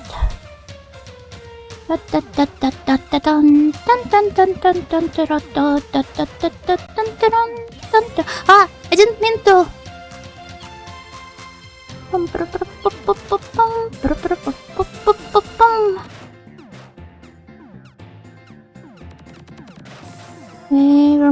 closer and closer. Speaking of Slavoj Žižek, now that I've brought him up, I really want to visit Slovenia at some point. I just was struck with this sudden realization today. It genuinely seems like such a comfy country. I'd love to come there, at least as a tourist. Don't know if any of you guys have been there. Also, make sure you don't mistake Slovenia for Slovakia, because they're actually different countries. Hello, Slayer, Gokigenyo. We are in the middle of stage 2. I seem to be experiencing certain struggles with it every single time, but I'm sure I will manage to get past them. Slovenia is apparently magnificent in the summer, the mountains especially, yeah. I mean, the mountains are really nice in the summer in general. I'm not a big fan of ski resorts, so I wouldn't go to mountains in winter, but summer seems like the perfect weather for hiking. It should be cooler than like closer to the sea level. And also the forests there are pretty dense normally, so yeah. There's so much medieval architecture, I forget who it was in my family that visited there. I hope that I will get to visit it too at some point. I want to visit Ljubljana so bad. Yeah, I wish we both could. You would then have to take a picture of me on the famous Ljubljana bridge, doing the Žižek impersonation, showing people where the Middle Europa ends and Balkans start. Yeah, the cuisine is also really good. I want to try their like local specialty, Ukrainska kolbasa. Like, oh, it has to be really good. Absolutely, heck yeah!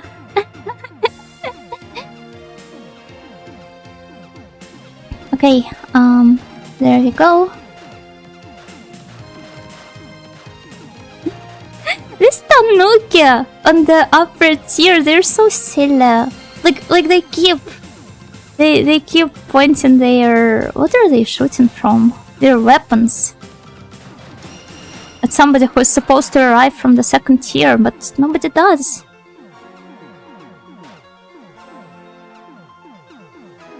I'd like to go hiking somewhere without Lone Star ticks. Oh, not the ticks, but I'm pretty sure that you can just get vaccinated. I don't know if your country offers free vaccination against ticks.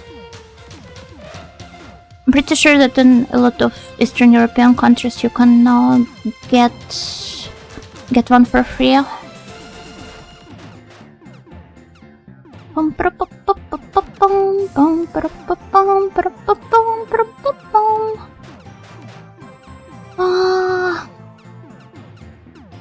It's really happy, but then again, it's if I went to sleep right now, well, I've only streamed for an hour and a half.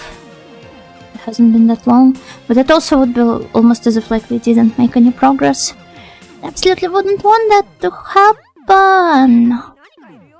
I still want to at least reach the boss and start practicing it. I could do this in the practice mode, fairly speaking.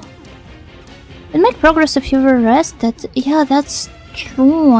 You are right. And then again, I'm a bit tempted to continue playing the game, because it's fun.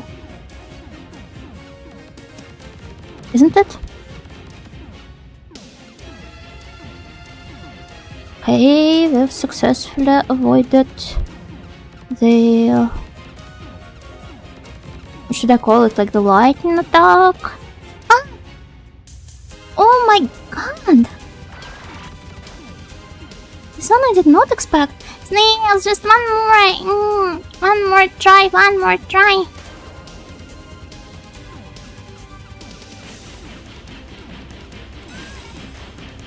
Alright. Okay, I seem to somehow have gotten out of there. Fighto, fighto. Fighto. Gambarimasu.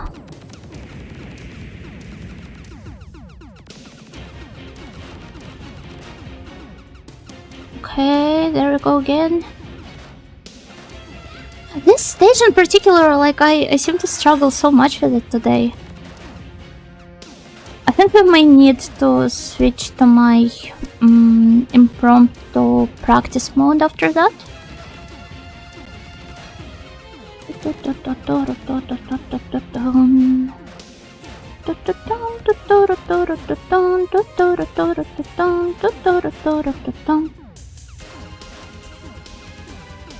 Okay. I think we're almost done. Oh, heck yeah. See, my perception of the stage has also improved. Wish I was better at traveling. Vehicle travel makes my tummy very sick. No, I do relate, but it's something I have to put up with. The dreaded mountain buses. Ljubljana all over our minds, making us sleepy. Why though? I mean, it does seem to be like a pretty comfy city, but why would it make us sleepy? Still, I remember how in the beginning I couldn't even get past this stage, so I surely have come a long way. I think. A long way, 2 stages. Yeah, okay, you know. Bum bum bum bum.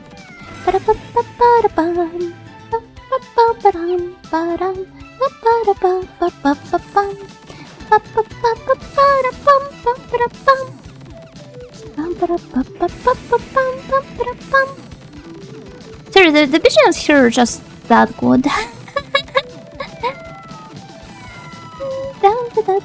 I can't help but sing along.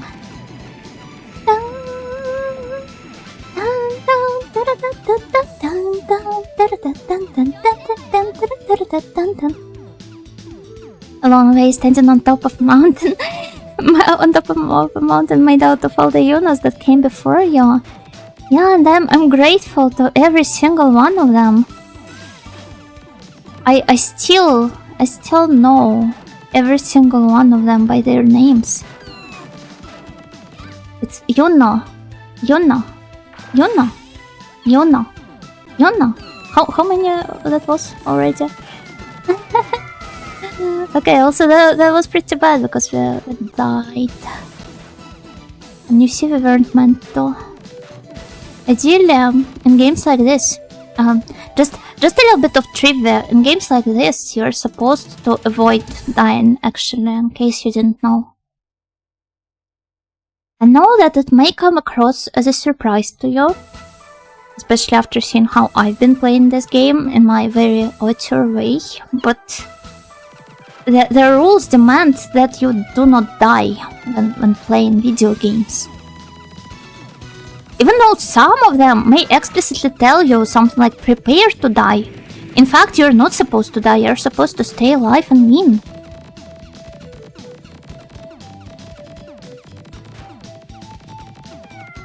That's crazy, right? Everything with brownish colored roofs makes me warm and sleepy. Maybe it's my Spanish gin. Maybe it's time for a nap at midday. I wouldn't be surprised if Slovenians also had some siesta-like tradition, given their position in the Mediterranean region and also their proximity to Italy. No, thank you, you're welcome. I don't believe you. Huh? What do you mean? Huh? Huh? Oh! But that's not what the big bad boss told me in insert RPG here. Is there... Oh, somebody needs to create like a database of RPG bosses and what they tell you. Surely not all of them mention that you should die or something. Romans spreading their APS traditions. Yeah, indeed. Siesta mentioned, despite being Spaniard, I don't like siestas. They can be very inconvenient to deal with, right? If you need something to get something done in the middle of the day. Oh, hi, Momoka! Gakigenyo, welcome raiders! It's your day, Raid also. Well, not of Momoko, but of Raid, but also of Momoko too. At least your milk butts had your day, Raid also of Momoko today. Hi, Gakigenyo, let me give you a shout out. Siestas are the best and very happy for your brain, are they? I mean, I always take like a 1 hour nap on my lunch break. Does that count? Everyone please follow Momoka. She's the softest, the kindest wrestling and retro lion cow. And you may have also seen her during our Heroes collabs. And I believe she will be going on her break starting tomorrow, right? I hope you will have a pleasant one. I hope you will have fun. And as for me, my name is Yuna Nightingale and I'm an Ajosa mind trainer who really loves retro games. As you can see here, we're playing a shmup called Keio Flying Squadron. And while shmups are not the best genre for streams, especially if you're not like super skilled in them, I'm still very determined to complete it. Maybe not in this stream though. Yeah, break time! Nice. Have a good one! I hope this game is treating you well. It is trying to. It's just that I sometimes fail to lend myself to its hospitality and kindness. The problem lies within me. I am the root of all evil in this stream. And of all of my troubles. Also, Soya Bon and Graf Wittner, please tell me if I butchered your nickname. Thank you both of you for your follows. Thank you so much. Always trust you, no real Ojo-sama would never lie or deceive. Indeed. I would never. I wouldn't dare to. It goes against my like codex of personal rules as an Ojo-sama. Oh, but to be fair, I was quite a bit of a habitual liar growing up. While I am ashamed to admit this, sometimes I would just lie on the spot, where it wasn't even necessary. Like, I wouldn't get punished if I told the truth. I wouldn't, like, nobody would think any less of me if they heard the truth. Yet, I found myself being absolutely incapable of telling the truth. I don't know if any of you can relate. At some point, I seem to have just grown out of it. But I remember how I literally thought that like I was done for, that I was a super sinful person for that.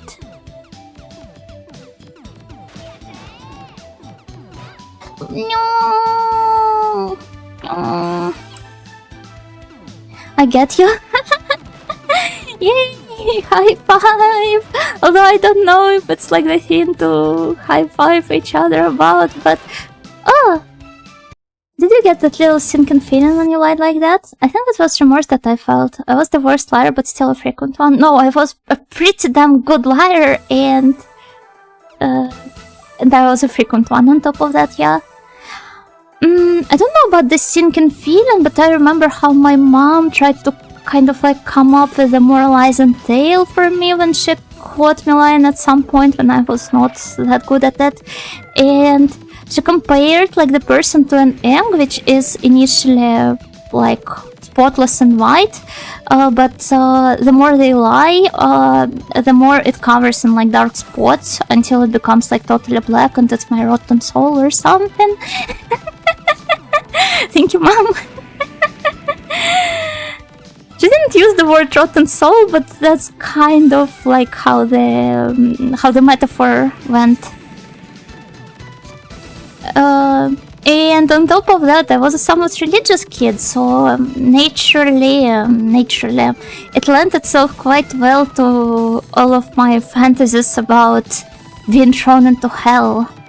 That's terrible, but black is cool though. Black is cool. Yeah, darkened edge, goth egg. Yeah, I don't quite mind that. But yeah, as I said, at some point I just seem to have grown out of it naturally. But in like elementary and middle school, I first of all didn't know how to stop that. Second of all, I felt like I failed as a person because of constant habitual lying. And yeah, I did feel a lot of remorse, but it was very addictive. I don't even know at which point I stopped. And why was I doing it to begin with? Maybe it was something like testing social limits? I genuinely don't know. I think for a lot of kids it does kind of work like that. So it's no different from poking the like the electric adapters with your fingers, or trying to touch the burning stove top, things like that. And it's kind of like the same with lie. You are just testing out how much you can possibly kind of like what is like the right word for it? I don't know. How much could you be forgiven for? It's fortunate you came out of it. It would make life quite stressful. Yeah, I'm happy that it just seems to have ended overnight, literally. I can't pinpoint the exact moment, but I feel like I just very suddenly stopped lying all the time. Okay, that was pretty bad, and this is our Yuna number 61. Should I switch to our like practice mode instead? To just like, oh sorry, it is stuck. How do I make it unstuck? Oh please, I beg you. I beg you. Let's see. Should I maybe relaunch the game? Perhaps this will be the best way of dealing with that. Especially since, well, we died anyway. So I did update the counter. Somewhere in an alternate reality, there is a Yuna who chose the path of an evil villainess. Yeah, and extremely kind Karin. And in this universe, Yuna is the one who has evil characters as her Twitch tag.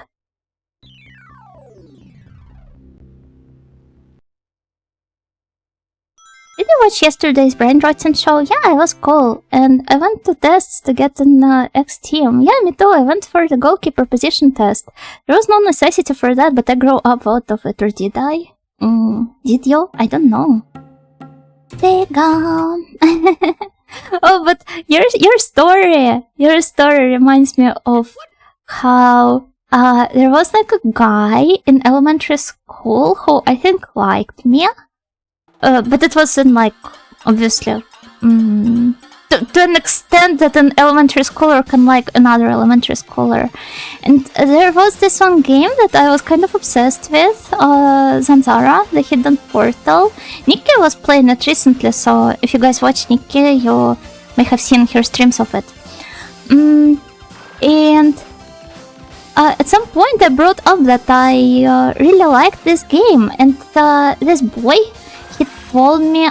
wait, I was thinking of doing some practice. Yeah, it is practice time. So, this boy, he told me he was a huge fan of this game as well.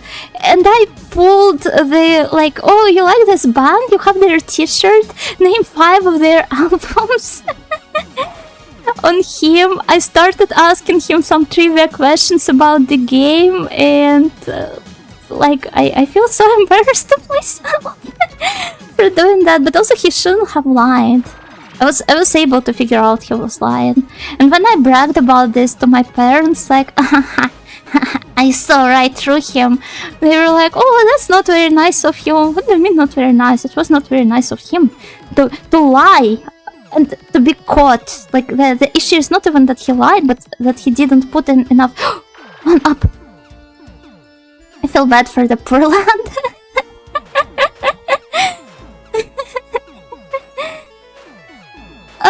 Well, maybe looking back at it, I also kind of feel bad about it, but also, I don't know.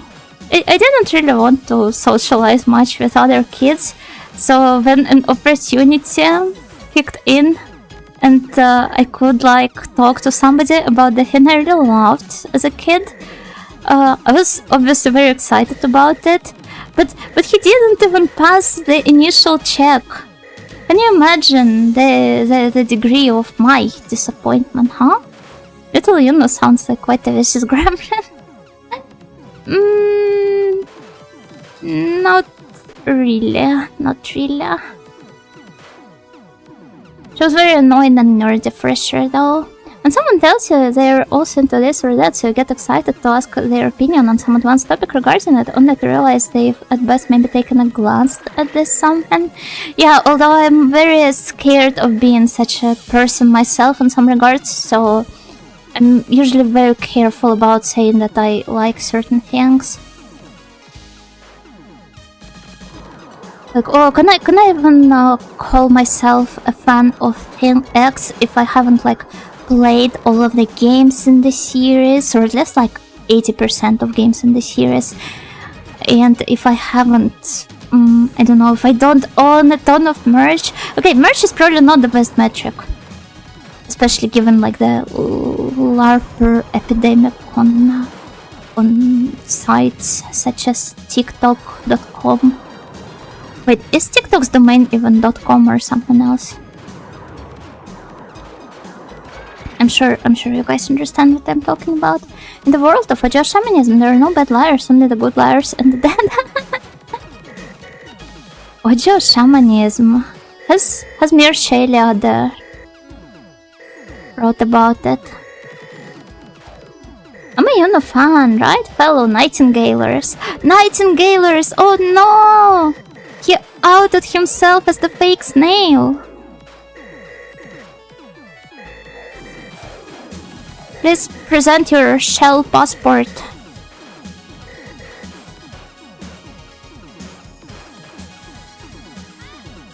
Oh, speaking of shell, I wonder if the car-driving snails only use the shell gas stations. You're a Yuno fan, name every single Yuno. Oh, I can do that easily. So there's like Yuno, there's Yuno, there's Yuner, there is Yunochi, there's Yunopi, Yunotanpe for the very retro fans of Yuno's presence on Twitch.tv. There's also like who else? We seem to slowly be approaching boss. Why did I reach it in the practice mode? First we must define Yuno. Yeah, let's define Yuno. Onigiri ojou.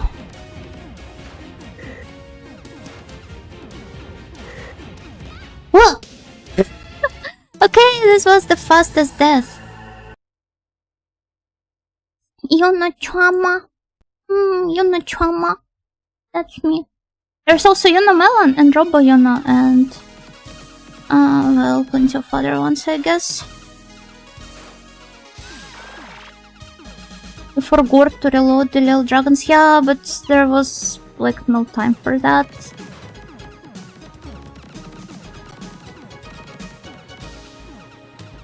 Also, I don't think we will be getting a one up here.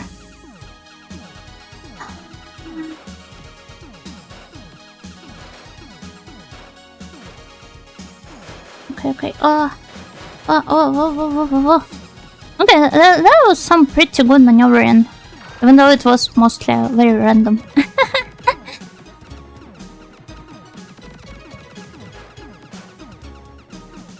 Okay. I forgot about this guy. Yeah, the little dragons. Let's reload them now. Especially since we can't really get the one up anymore. At this rate, oh. I escaped by saying I'm not a fan of anything and just an enjoyer. I have a terrible memory and will forget most things until it's mentioned. Yeah, I should probably borrow the same strategy.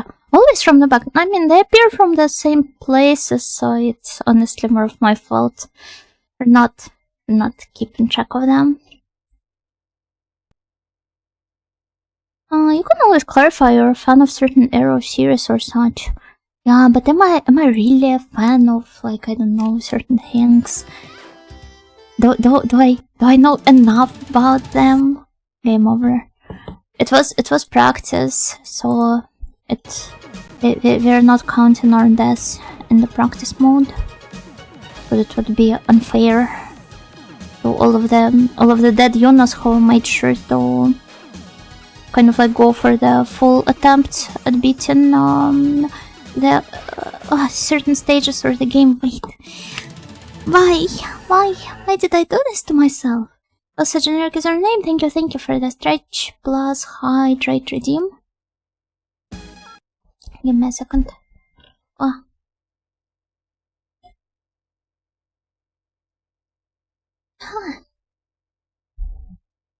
Now I'm reminded of that screen cap of a silly shitpost on how to spot a fake gamer, and it's just a bunch of nonsense nobody actually does. Oh, such as?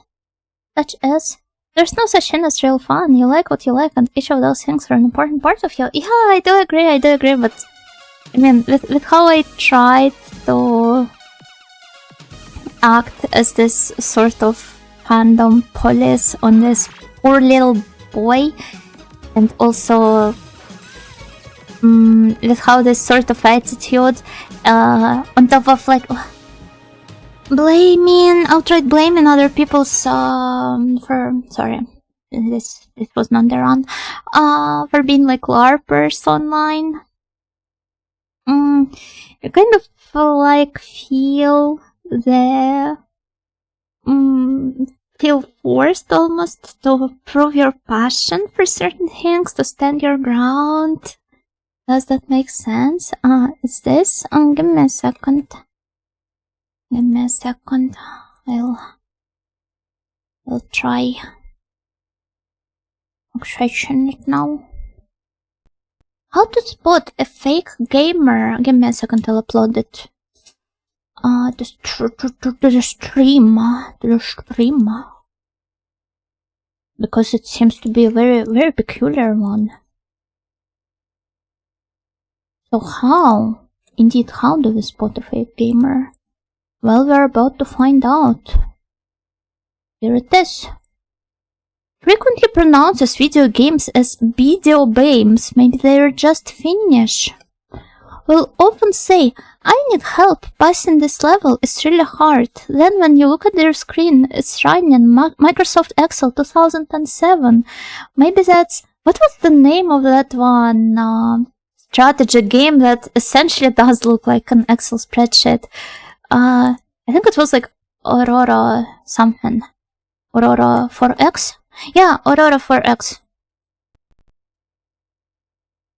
One could easily mistake Aurora 4X for an Excel spreadsheet. Can't you make games in Excel? I guess you can. Specifically 2007. Nobody really uses Excel 2007, right? Or do they? I don't even know anymore. They invite you over to their place to check out their game collection, and it's just every season of Frasier. Still impressive.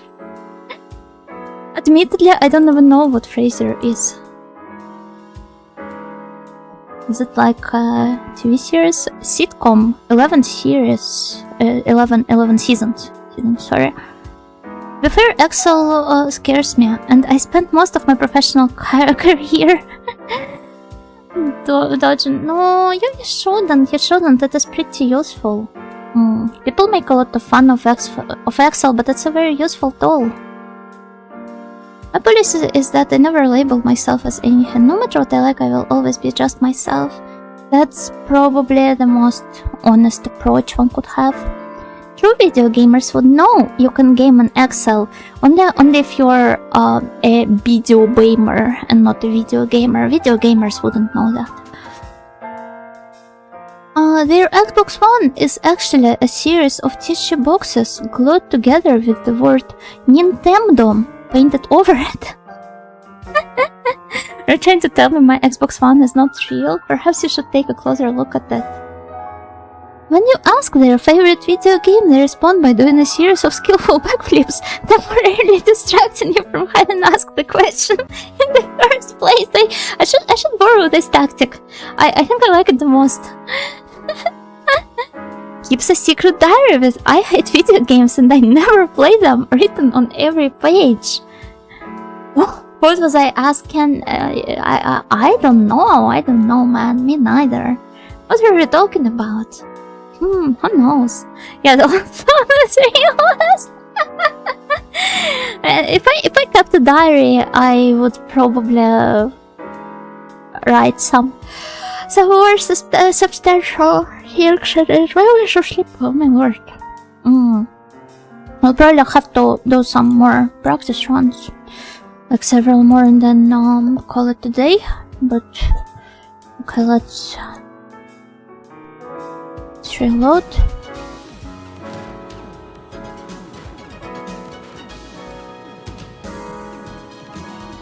No, this way I won't be able to get anything. Oh, the BGM is so on. Sorry. I just put it on because I felt like my voice might be very great and without anything in the background. But there you go. No BGM now. Wait, did I? Okay, nice. It was the right power up.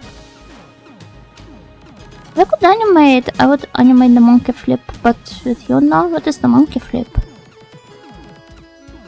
Doom in PDF? I feel like Doom in Excel, at least to me it sounds more real than the Doom in PDF. Is it really the PDF? Not how would you even implement that?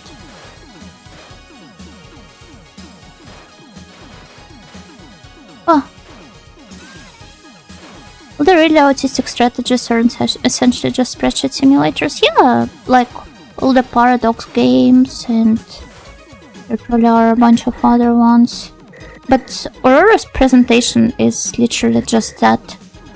A bunch of spreadsheets. It doesn't even try to pretend to be a non-spreadsheet game.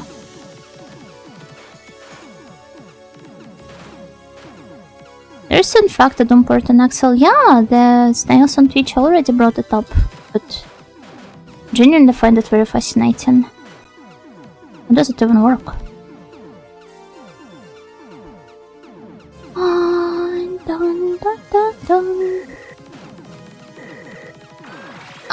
Wait, that was the wrong one. No.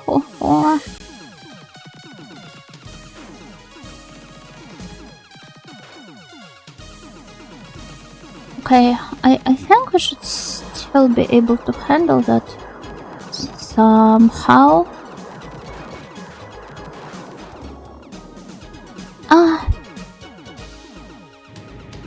Paradox has not done anything hard since Hearts of Iron 3. Not too familiar with their library, admittedly. Nah. But when was Hearts of Iron 3 even released?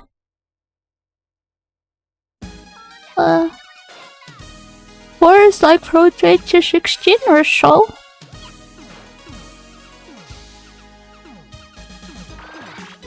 No.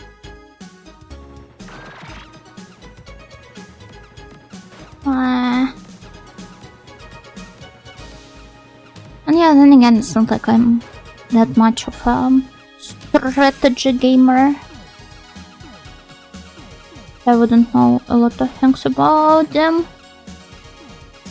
2009, I see,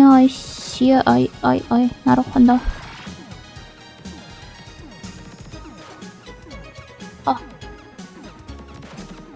Yeah, I don't think I will be getting my one up here. That was pretty bad. Oh.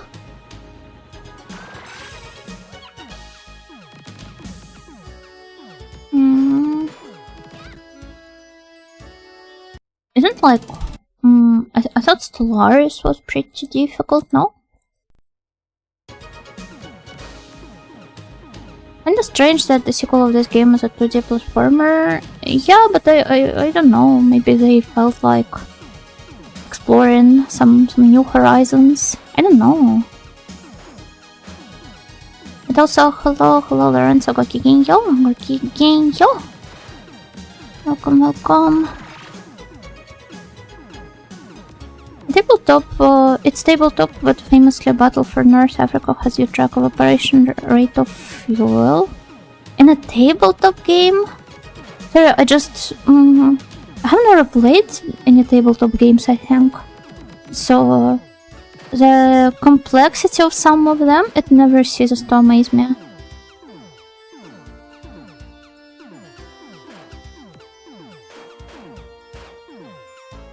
But yeah, the sequel is actually why I picked up the first game in the first place.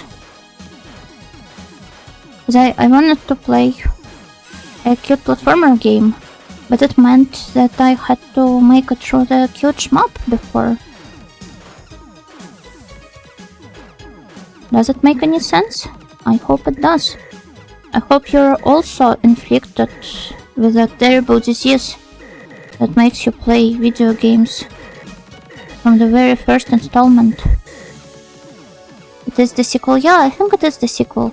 Well, maybe it's not the direct sequel plot-wise, I don't know about that, but it's definitely the second game in the series. Don't search for the third game of the series, eh? Is there even a third one? Or is it more of like an attempt at some like creepypasta shitpost?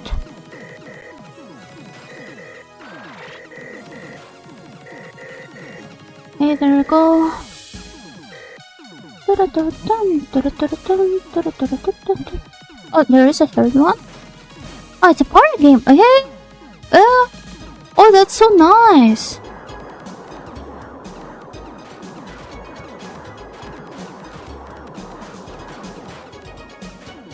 Also, only recently learned about how adorable the sprites and the character designs are in Bomber Girl.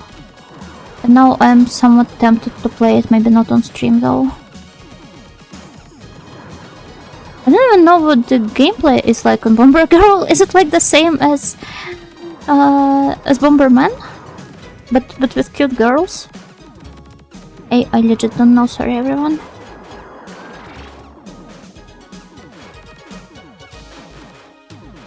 Okay.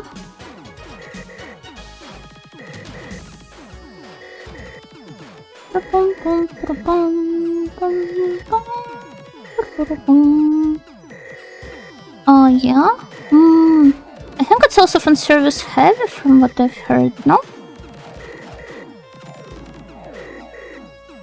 To an extent at least.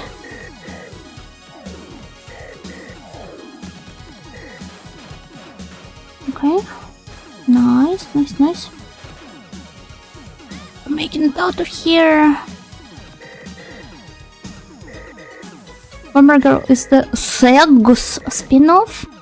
You mean like actual Segs, or like as the process, or as the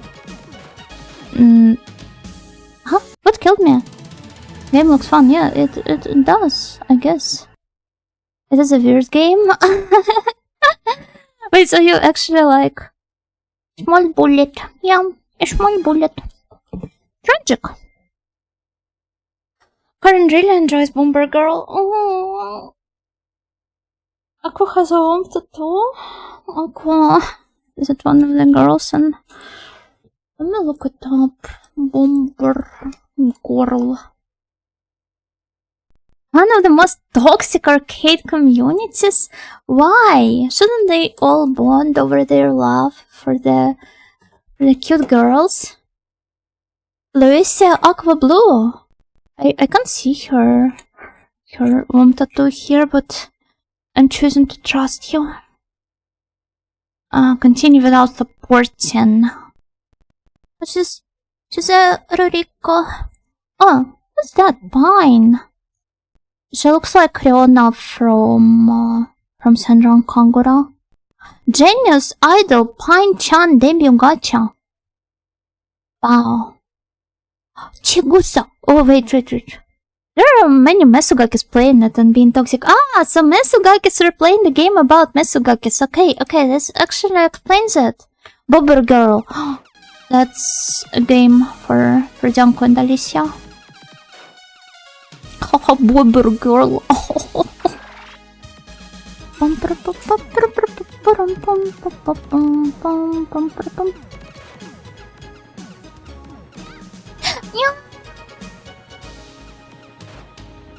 Bobergaki.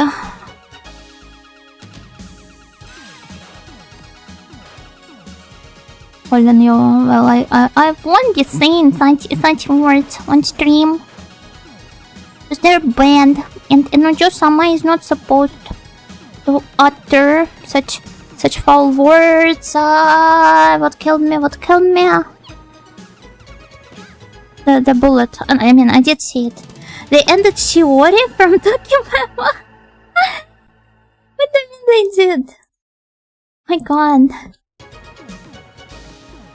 The practice continues. No, at least they can more or less consistently, well, not always, but that's only natural, given that I only have like what, 1 life here, 0 lives left here. Yeah, I can reach almost like the boss part of the stage. So I did improve compared to the last time.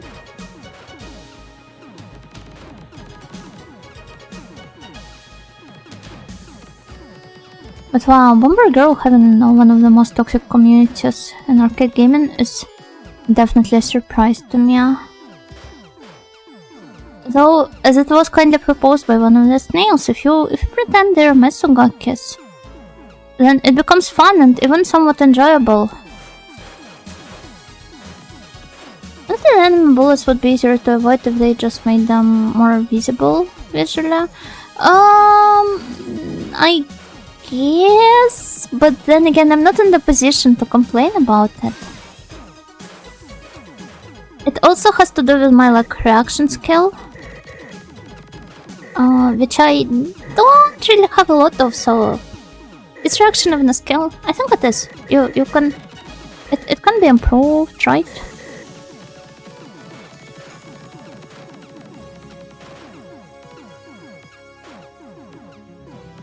I think my controversial opinion is that I'm getting kind of tired of Mesugakis. I just think that it can be a bit forced at times. But then again, the same thing can be said about a lot of stuff. Reactions are skill, learning to control the outputs in particular. Oh yeah, I still keep it in mind how I think at some point when I was playing Threads of Fate, I don't know if you guys have commented on how my inputs have become more confident. So like in platforming games, so during the jump when there's some like particularly some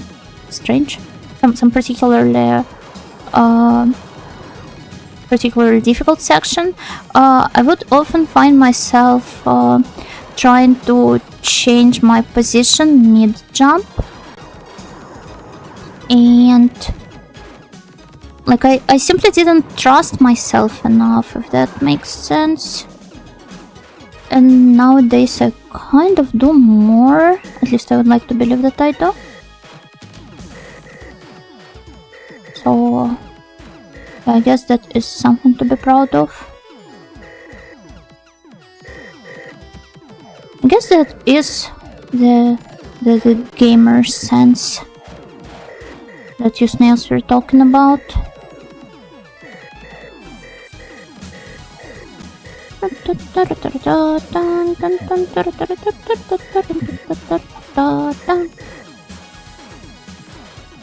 Yeah, overcorrecting is the exact. Oh, I should keep this one in mind. First soul, yeah, but I mean, some Mesugakis have genuine soul in them. I do not mind them.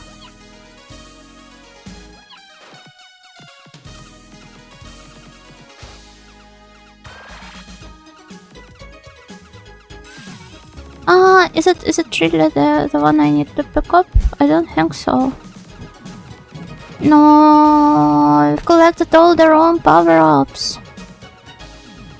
You know, why would you do that? That armored car looks like the perfect car to travel with friends to a convention. Why? It's not like I have been to a lot of conventions. I mean, I went to some in Audioland, but that was quite a long time ago. Why would you choose this one specifically? Why not use public transport? Well, unless you're wearing cosplay. Then I guess I could understand. Oh!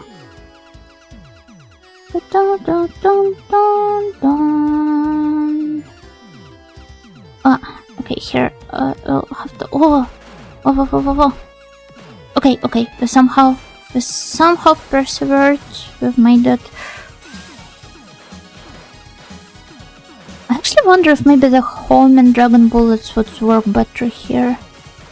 Perhaps I should do another run, trying out those.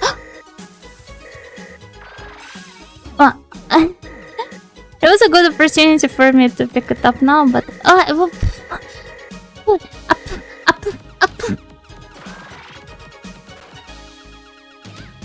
No. Yada. Up.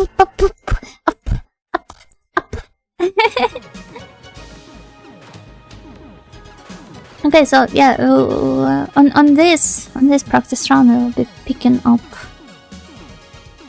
the dragon shot. The dragon shot sounds like a name of some insane vaccine that you can take to gain I don't know what.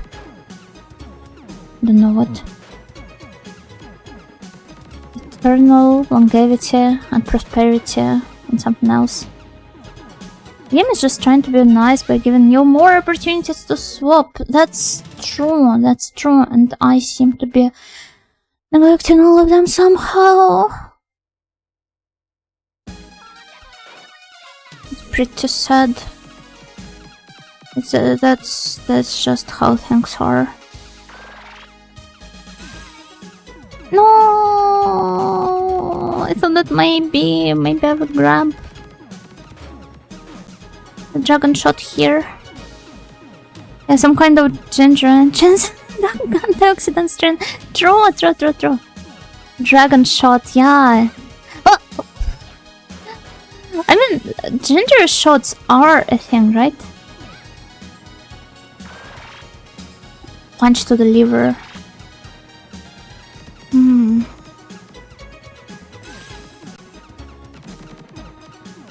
Have too much alcohol? Not necessarily, but I guess. Maybe it would be like a bit too spicy. Okay, let's invent the recipe of a perfect dragon shot. Popular supermarket fair here in Finland. I love ginger shots. Karin just decided to be the poster child of your statement here.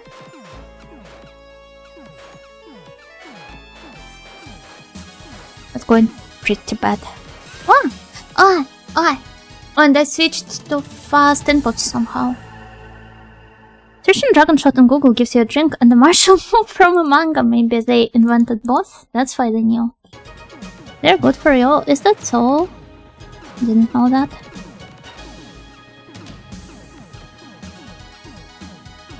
Okay, I think we may be like qualified, eligible for a 1-up here.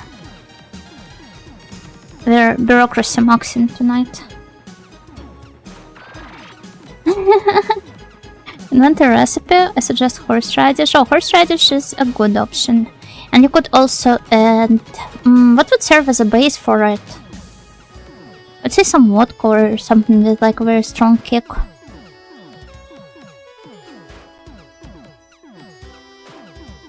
Then again, I don't know much about different vodka types. I've heard that Zubrovka, the Polish one, is pretty strong.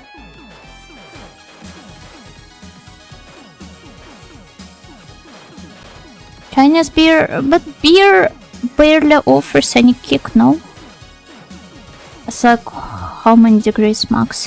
What kind of Chinese beer mixed with peaches? Oh!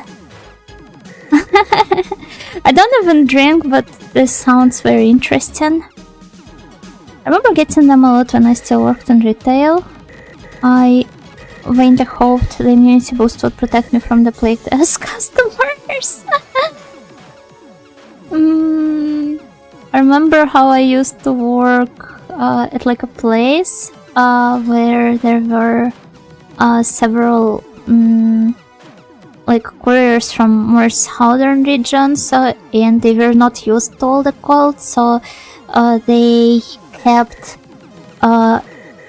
eating like unholy amounts of garlic, adding it to all of their food, and you can just imagine the smell, I believe. I don't think this should be allowed. And obviously this didn't really protect them from neither the common cold, nor the flu, nor anything else. Garlic. I mean, I do not mind garlic. Garlic is pretty damn tasty, but then again, it's not what most people would prefer to smell in their workplaces, I'm pretty sure.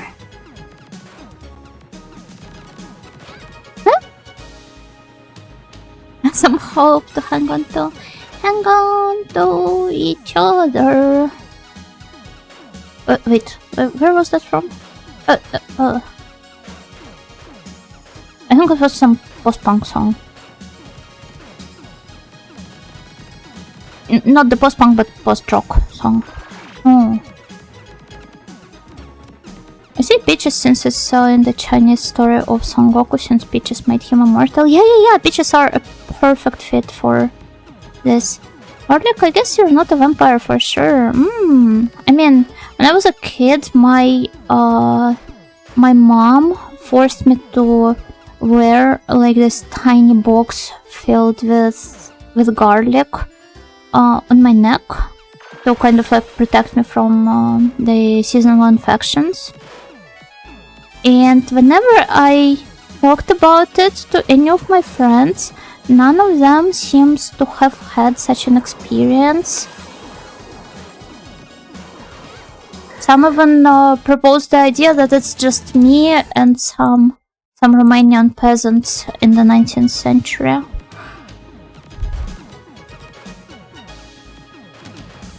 But, well, I don't even know if it was helping. But I guess this does prove that I'm not a vampire. Watashi vampire janai.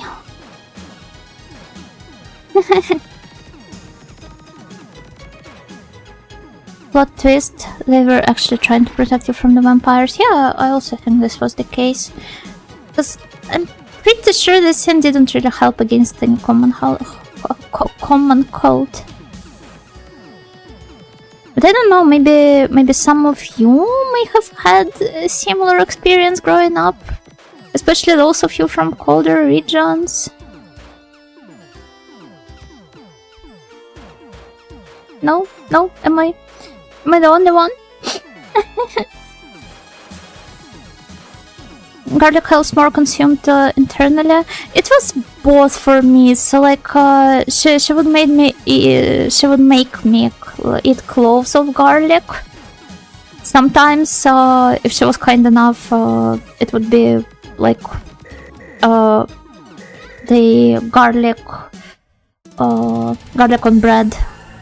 But most of the time it would just be garlic assist. Come on, baby, you know, just eat the whole clove. And alongside it, I was supposed to drink some hot milk with honey. And I hate milk, by the way. Oh, my mom was texting me. It's almost as if she felt we were talking about her and her radical methods. And what else? What else was there? Yeah, if I had like high body temperature, my mom would rub my entire body with vodka.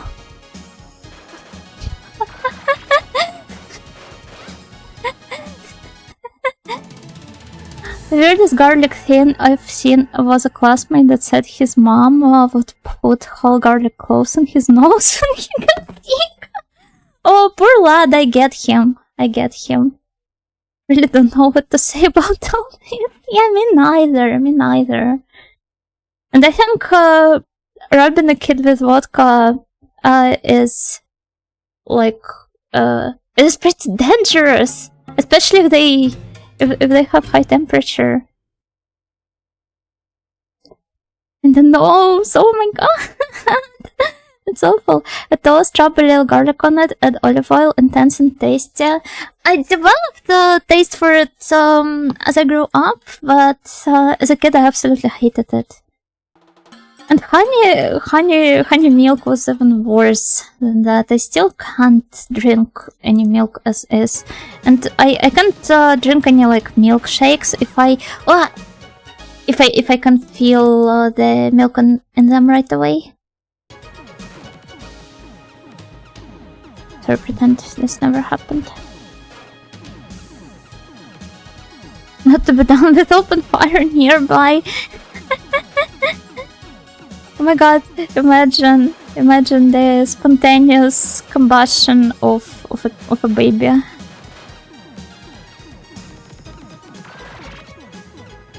Not so spontaneous if they've been rubbed with vodka beforehand, though.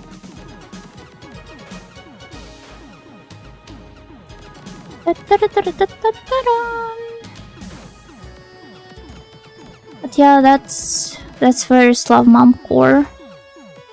And my mom, I mean, she's very progressive compared to a lot of vigilant parents, but she still had a lot of those really weird ideas about like medicine and remedies for certain stuff.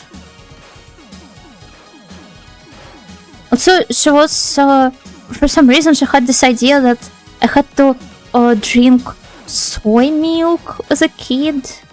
Please don't make fun of me. Soy, you know.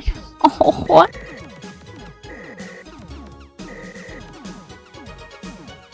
I figured out the cause of many spontaneous combustions then. No, I'm pretty sure it is the hint with spontaneous combustions.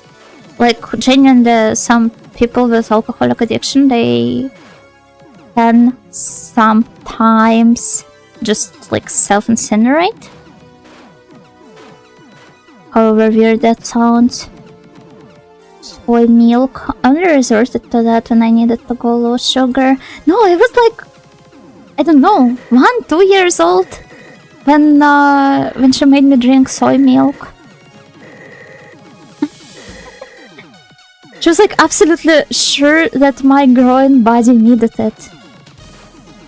Is that why you hate milk? No, not really. I hate like cow milk as well. But I do not mind dairy products. Like I'm really fond of kefir, for example. But milk per se, I can't really handle it.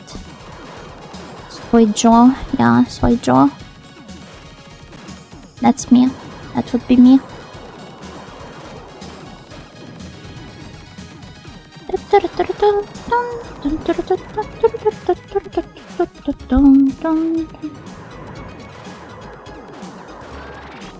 Okay, nice. I suppose wrapping someone in a blanket covered in alcohol will do. Well, not me, but my dad? No. I shouldn't do that to anybody, I think. There's a diver's Carla joke to be made about that situation, I just haven't come up with that one. Wait, why? Because of her mom? Ah, that's really tough. Okay, there we go. I think every spontaneous combustion is secretly the work of a fairy. We'll have to ask the uncle and Yoma about that. Why? Why did I just go straight into this thing? Wait, let's spawn the dragons. The baby dragons. Huh? Oh my. Okay, this part is genuinely the most difficult. Ah, because vodka! Okay. I see, now I see. Oh yeah. Okay, but to do milk some justice, I don't really like vodka either, so... I think they're on, like, even terms here. And also, I can't... no. Everyone in my family were allergic to garlic, so I didn't get to experience garlic food until I was 18 and moved out. With no garlic at all? It's surprising. Wonder which foods did I only try after moving out. To be fair, I can't remember any right off the bat, but I'm sure there has been plenty of them because I was a very picky eater growing up, and nowadays I have developed somewhat of sorry, it's just I think we should try doing another like full run. Yeah, I seem to have developed a somewhat different approach nowadays. I find it very tempting almost to try some new things, especially if they're kind of like disgusting in common sense. Things like, I don't know, surströmming and hakarl and whatnot. Because I feel like eating disgusting stuff is kind of like going to give me some superpowers or something. I don't know. Also, I will be taking a short break now, so please wait for me and enjoy the boat.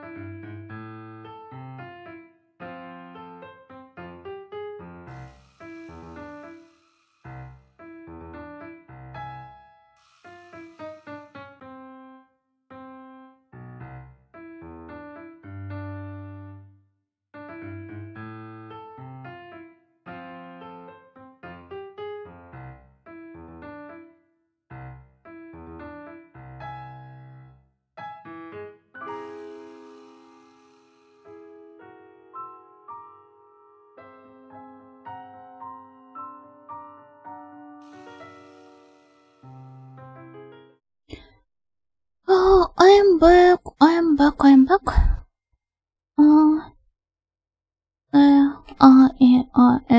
Okay.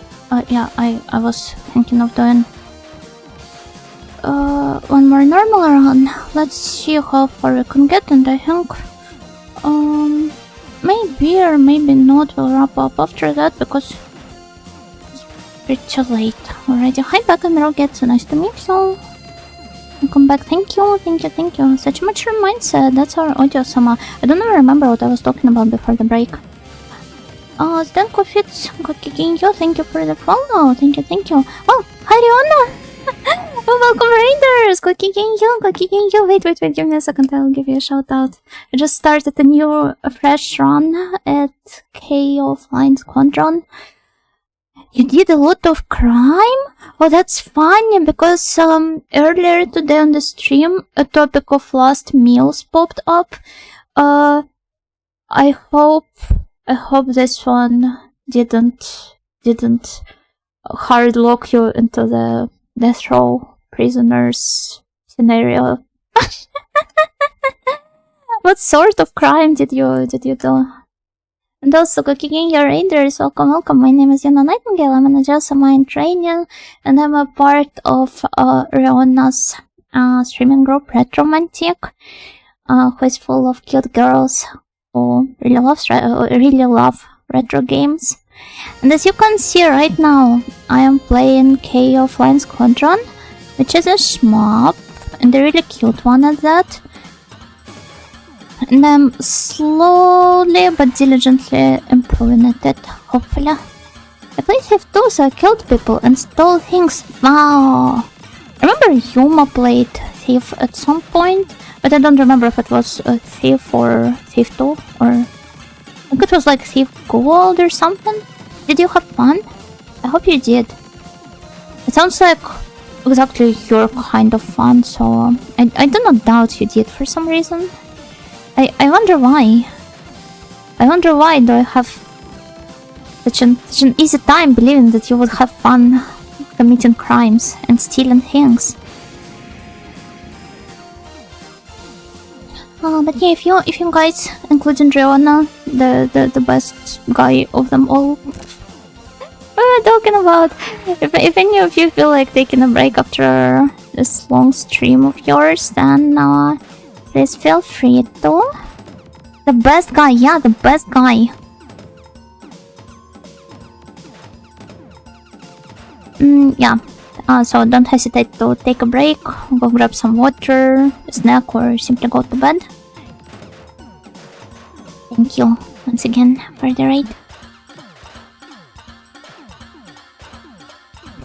Better than all of you.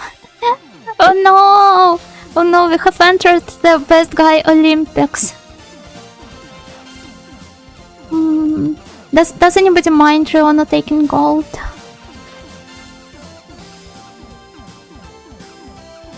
I mean, guy is like a term reserved for humans, and you're all snails, so it's only natural that Riona would be the best guy, right?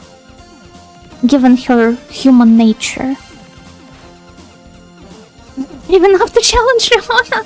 What are you afraid of? She's such a kind-hearted lady. She wouldn't dare to do anything to any of my snails, right? Right?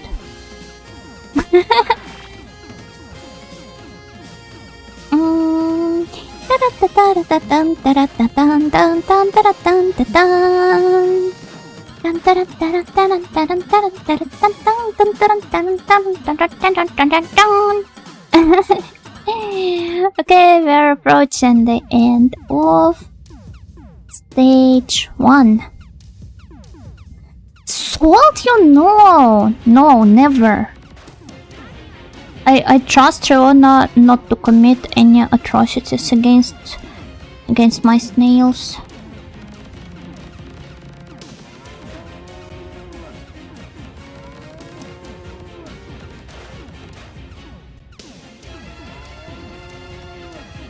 Okay, please shot here. Nice.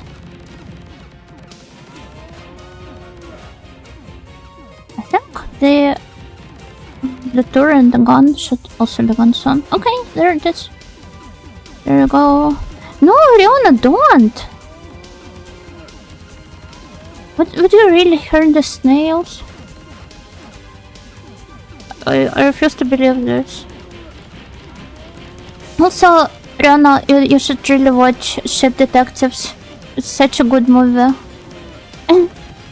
It left me feeling so emotional. In a very good way. Very positive one. Emotional with capital E. You should definitely check it out. All of you guys should check it out, actually. Coming up next is a stage that I seem to always struggle with today, no matter what.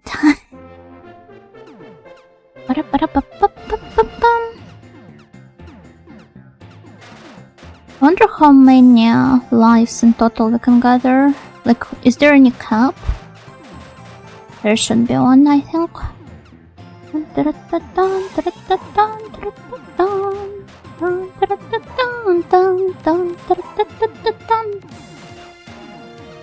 Okay. Let's focus on the doggos.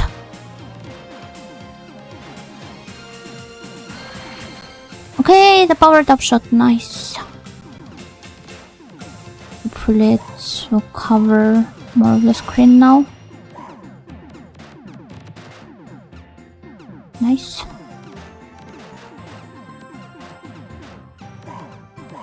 Are we getting there? I think we're like halfway through the intro part. Dun, dun, dun, dun, dun, dun, dun, dun, dun, dun. I'm very determined to do some.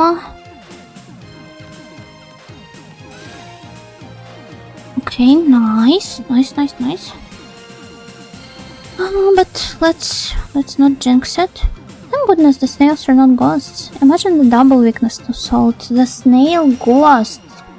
Do you know, however, that ghosts are my favorite, like, what should I call them? Like mythological creatures, monsters. And ghost girls are my favorite monster girls. But yeah, double the weakness to salt would be very inconvenient.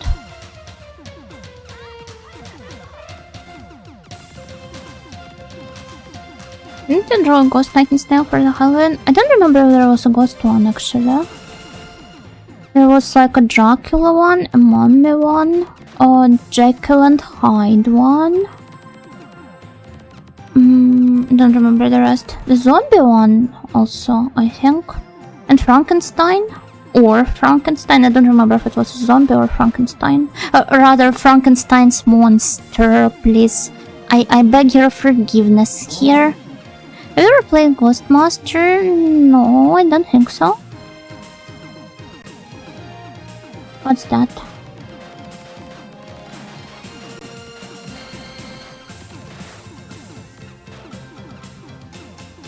I don't remember vaguely having seen a Ghost Knight and Snail. Maybe there was one. I don't remember. Fake snail fan. I mean, no wonder they deleted my account on the fake on the snail fans forum. Game that is hard to describe exactly. Yeah. Have you played Fatal Frame? No, but I would like to. It does feel like a game that I would enjoy quite a lot. How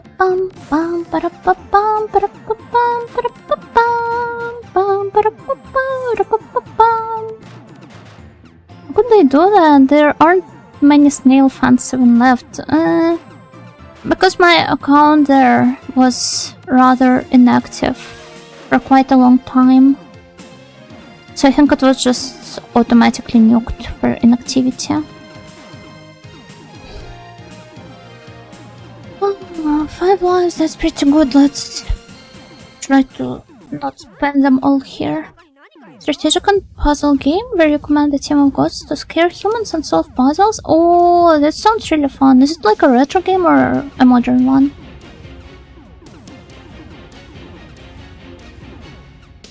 Speaking of games with ghost in the name, but maybe not exactly retro by some people's standards, by most people's standards, I would really like to play Ghost Trick.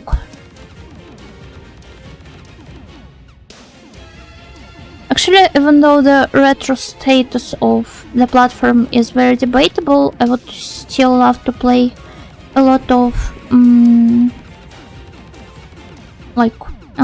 Nintendo DS games.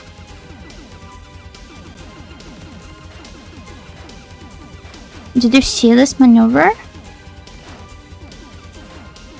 The ghost clearly thought she had me cornered.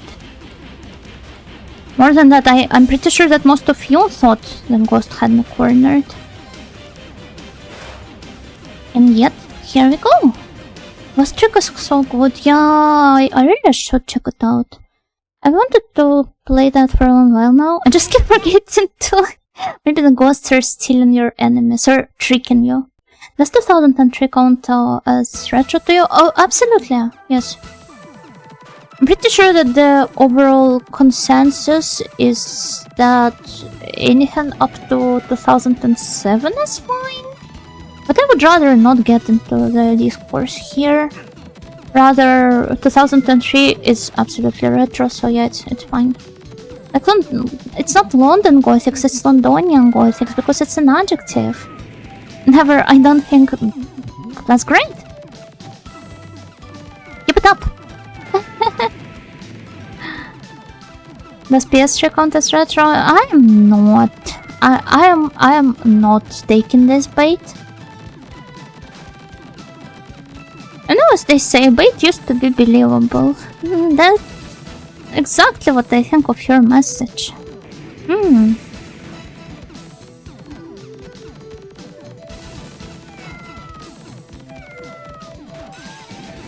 There's a lot of early DS games that looked interesting, like Another Code and Izuna. Oh, I want to check out Izuna. I also want to play... What's the name of this one? Like a collaboration between Himokai Yuji of Etrian Odyssey and the Atelier developers, I think. PS3 is older than Ghost Trick. Yeah, which is why I am putting the DS games into their own separate category. Call of Duty 4 Modern Warfare. Yeah, also, what else? Roblox. Roblox is also retro, right?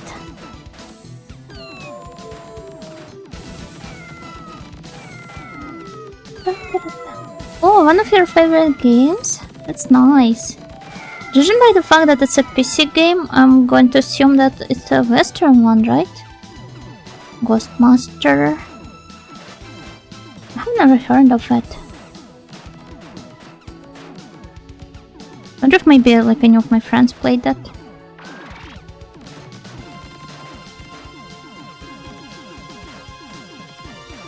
Roblox is cool, you can be a seal. Yeah, I love being a silly seal. By the way, Karin, did you know that it was a Nerpa day recently? Rather, a baby Nerpa day. On the 25th of May. I didn't? Well, now you know.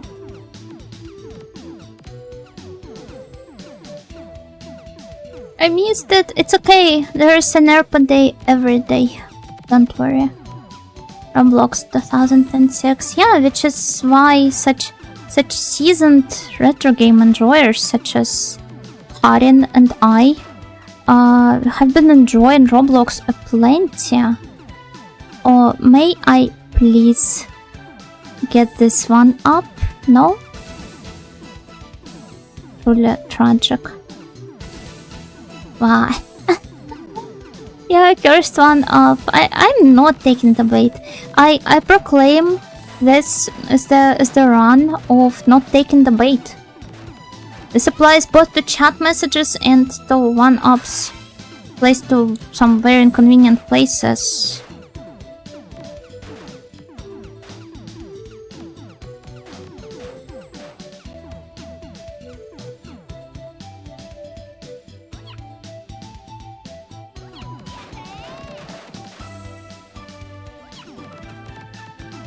Oh.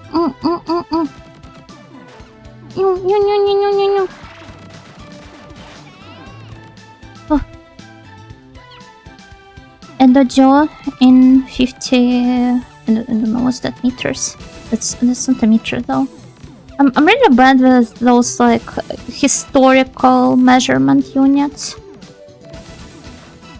Oh hi Madea! Gokigenyo, welcome! Time to go for me, have fun shooting you, thank you!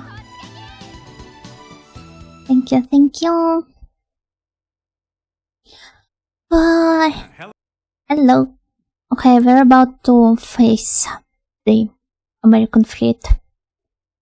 I mean, only one battleship, but it's not to be underestimated.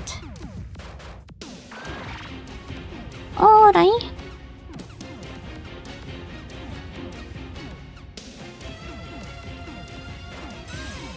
Okay.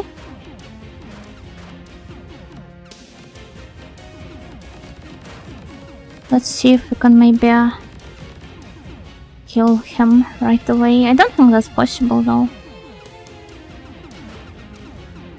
First one here. Then the second one here. Oh, there he is again.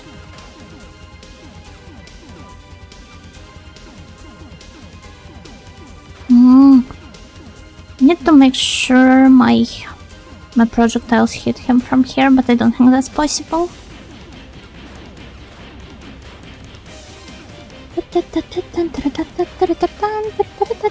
Over here!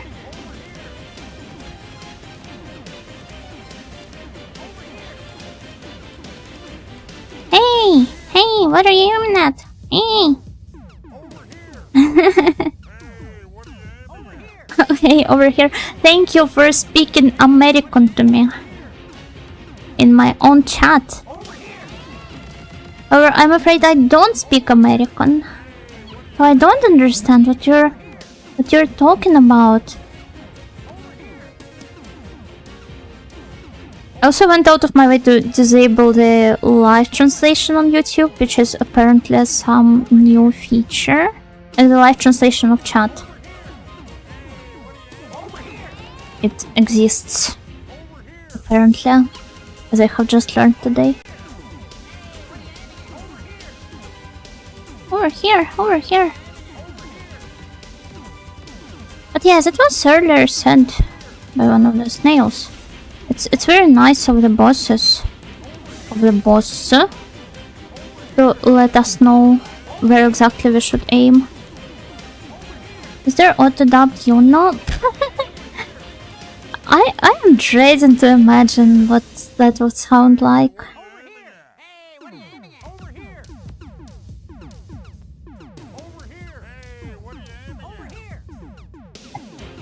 I also remember how at some point I saw that there was like an Nigerian community of Japanese street fashion enjoyers, and they were re-uploading the videos of some like Garo bloggers, Jiraike bloggers, and like applying a dub over them.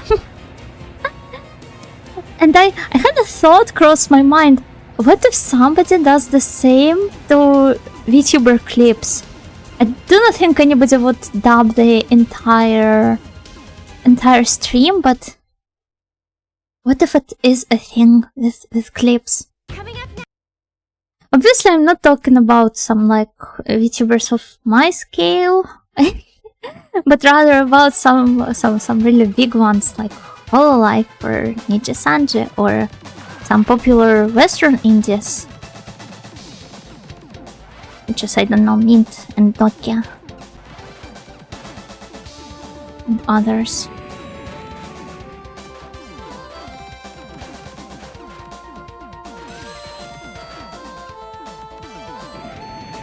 Side-scrolling shooters, and you know what makes them even better? Cute anime girls. Hello, Glowblade. I agree. I like cute moms the most.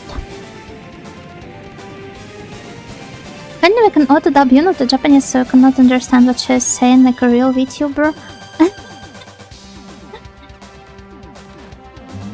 I mean, haven't we already established that you guys don't understand what I'm saying anyway? That it is apparently very, very difficult to grasp.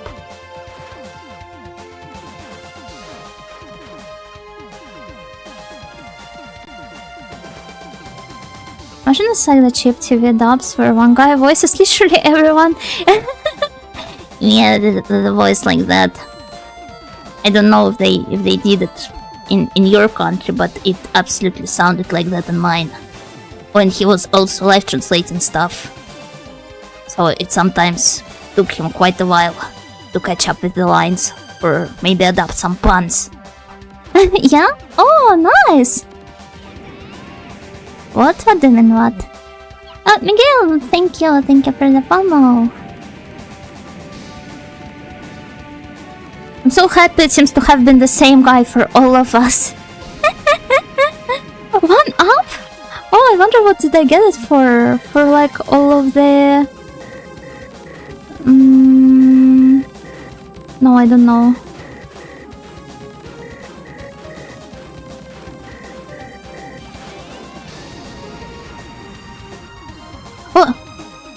Oh my lord, oh my lord. You're really scary, stop doing that to me. Was that dead in the stream right now? You Nodarsky's son. I'm pretty sure his surname was Volodarsky, at least for the Audioland one. Oh, Tactical Cocaine. What a funny nickname you got here. Thank you. Thank you for the follow.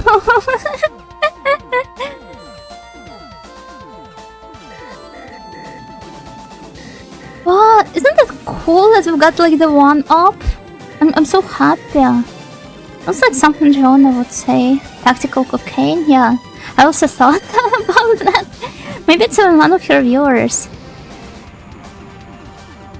I always felt Yuno's English is good and easy to understand with only the audio settings ever causing issues. Yeah, I wonder there were no audio issues ever.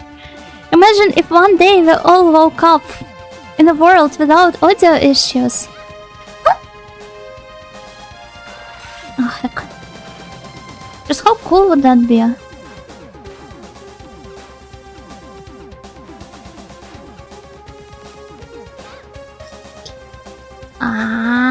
Snap!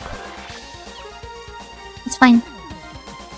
Also, they look weirdly powered up, I think? I believe the colors are different. Yeah, look at them! The colors are all different. Is it because I came to this stage stronger than before? No, Nightingale. Oh, who's that? Is she a nun? She has nun in her name. So she has to be one, right? I'm not speaking audio lantern, but she's being dubbed live for all of us. Actually, I sometimes have dreams like that. As far as one guy dubs go, I'd say the actor who did The Simpsons actually did an alright job. Like, he tried to match the character's original voices as best as he could. Oh, props to him for actually doing that. I mean, like in the Lithuanian dub? I think I got like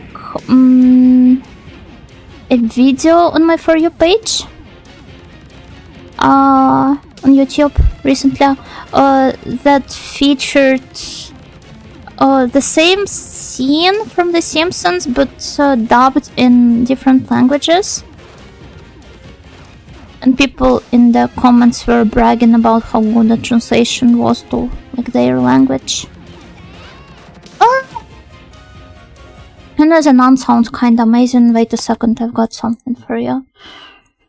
Oh, hello Duke, Gokigenyo. Good evening in chat. Hello Ginger Fox, welcome and Reganomicon and Yukihime Gokigenyo. So fancy of all of you to show up at the same time. Are you like different manifestations of the same snail? And Macros JS, thank you for the follow.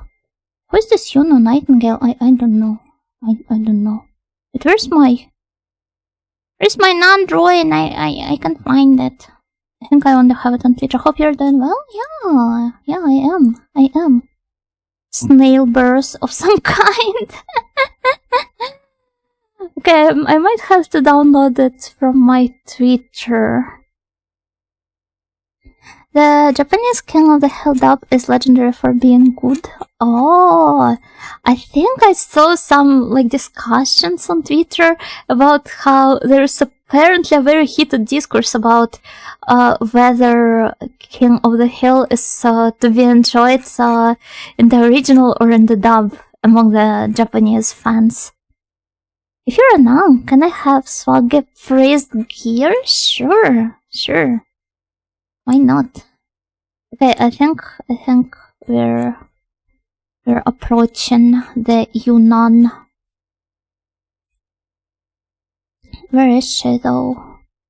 Oh, okay, found her. Snidra.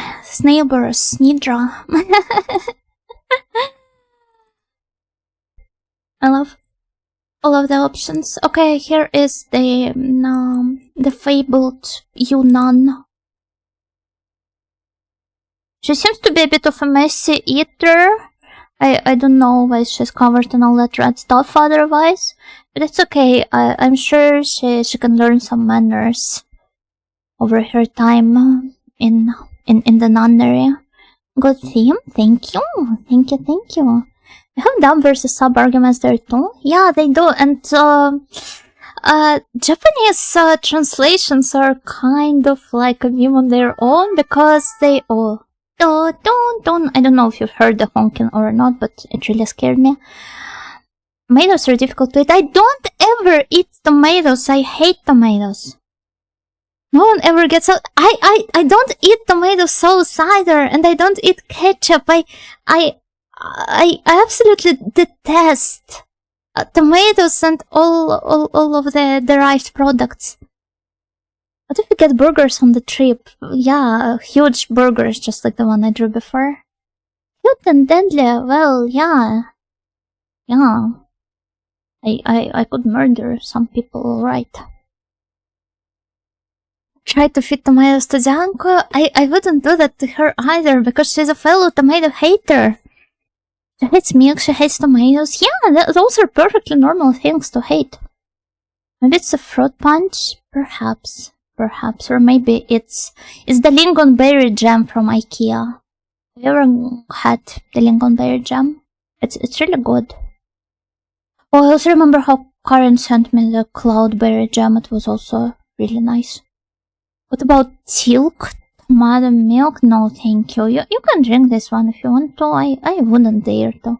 You don't hate the Tomato Princess?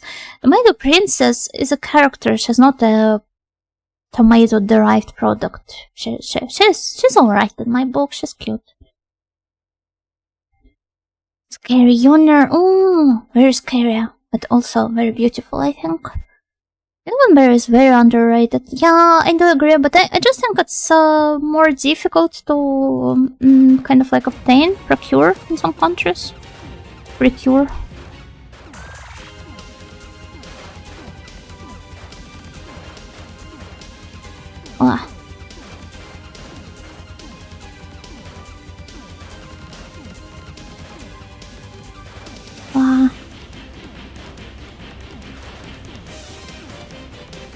That's really scary. Stop with the suva.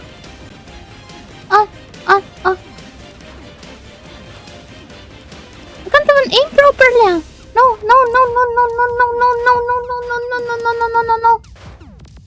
Stop. I'm panicking. Panic Joe.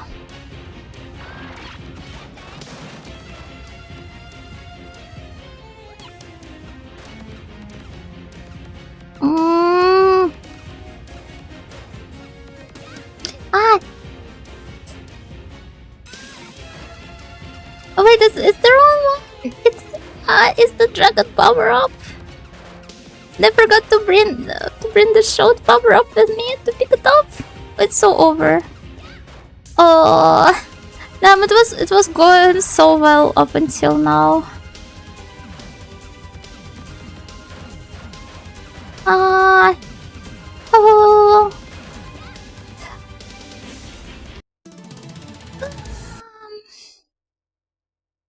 This world of fake bananas, even the tomato princess is a fake tomato. This world of fake bananas and fake Coca-Cola has left me in despair.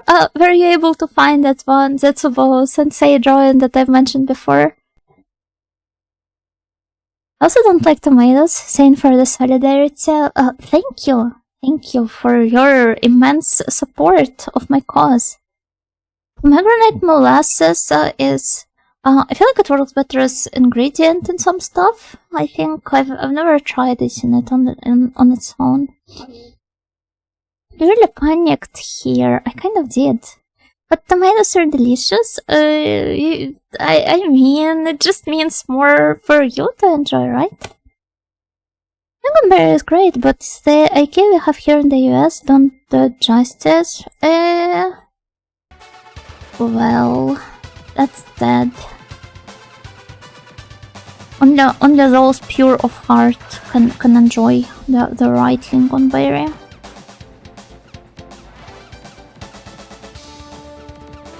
It's very tragic though. I seem to have kind of lost my focus altogether here. Things love vegetables and fruit, that's normal, yeah. What is your favorite fruit or vegetable though? For me, favorite fruit would be apples or plums, I think. And favorite vegetable would be beets or radishes. Yeah, I think that's my choice.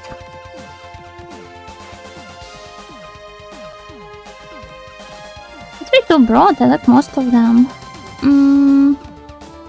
That means you're like Dare Demodaiski, a filthy Didi, the Hako Oshi of fruits and vegetables. Insane. I thought of doing a tier list, but then I realized I'd put everything in S or A tier.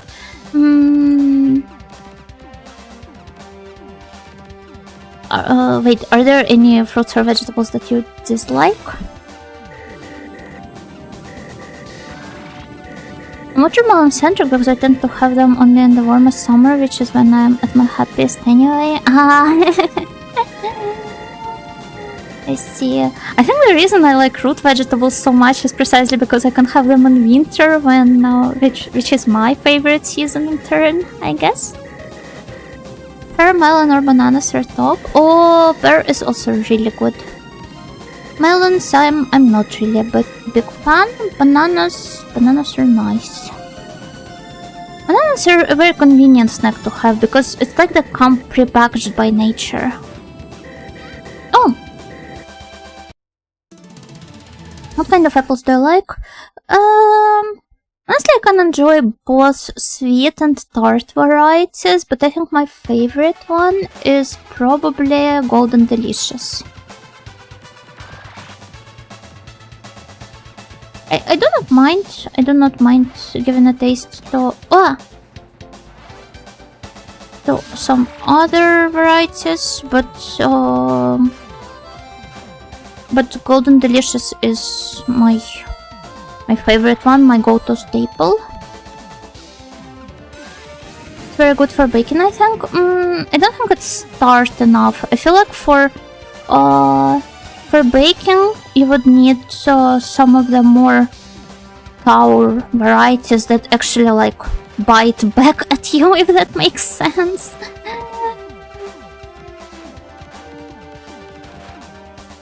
Because they tend to mellow out when caramelized.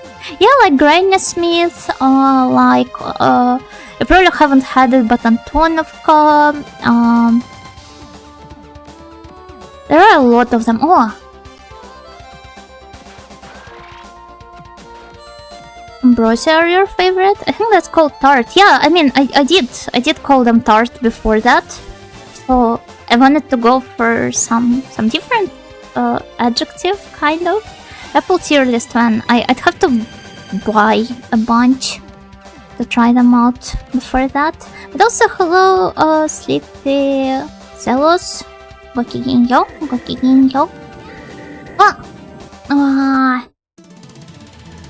my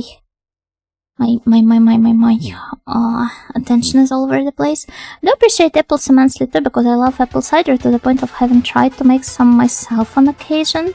And feels like I could spend a lifetime brewing cider in different ways. Or imagine like a tele game, but about cider brewing. Or alcohol brewing in general.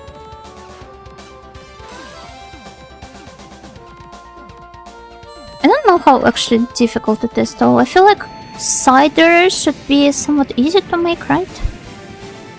Said they are red delicious or no mealy and no sweet. I'm not a big fan of red apples though. I feel like given the chance I will always prefer some green or maybe yellowish ones. Hello, Albiero King Yo. I was curious what people generally dislike the most, and the internet says in the US beats are among the top disliked. What the heck? I mean, do you really need any more reasons to not trust their opinion on anything? Huh?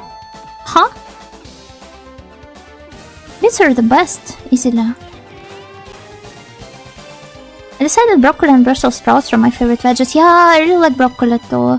Brussels sprouts, I'm a bit indifferent towards them. But our wonderful apples, yeah, your big apples. Old cartoons made beets have bad reputation. Oh, such as? I'm afraid I'm not too familiar with them. So I don't really know what you're talking about. Also, have you ever considered that a lot of kids dislike vegetables only because they constantly see kids on the television dislike vegetables? Like in the cartoons, in different TV series, there will always be like a picky eater kid who hates all vegetables indiscriminately. But honestly, I feel like a lot of my patterns growing up, like habitual behavioral patterns, they were picked up from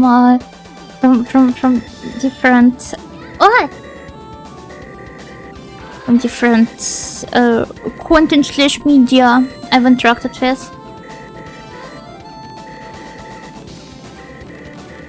Not big on cucumbers even as an adult. It feels like sandpaper on the tongue. Sandpaper, but they're so watery.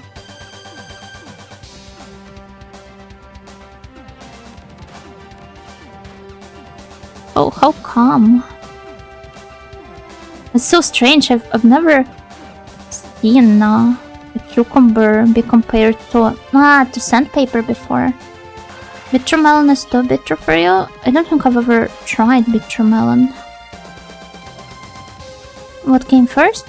You mean kids disliking vegetables or kids disliking vegetables in cartoons? I don't know. I think it could be that, plus a lot of parents don't prepare vegetables well. Mine just used to boil frozen peas and it was a bit bland. Well, yeah, I guess. I don't know, I ate a lot of vegetables growing up and my mom always cooked them in a really tasty way. Well, yeah, poor preparation too, but does that mean that the adults themselves, they just kind of like psyop themselves into thinking their cooking is good? Hello, Agostinho, Kigenyo. Americans can't cook? I don't know, some of them probably can.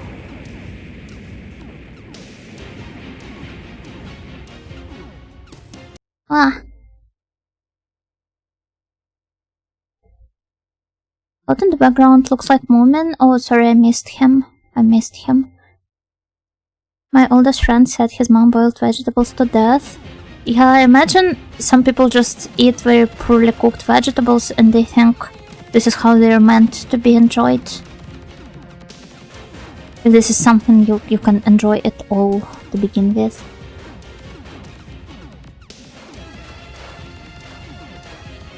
Just add 1 kilo of butter equals American cooking. that really so. I mean, I have seen plenty of those like TikToks, shorts, reels, you name it, about the dreaded American quote-unquote cuisine. But I'm pretty sure most of those were like either joking or even in some cases people labeled them as fetish videos. I don't know if I should believe that or not.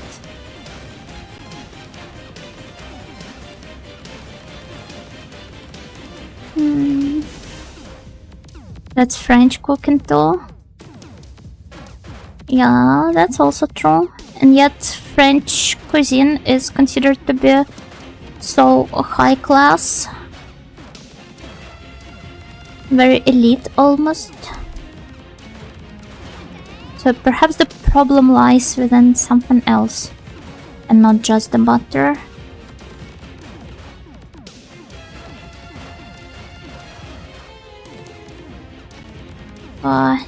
Also, sorry everyone, I may have a harder time keeping up with the chat because, well, well, you see what happens.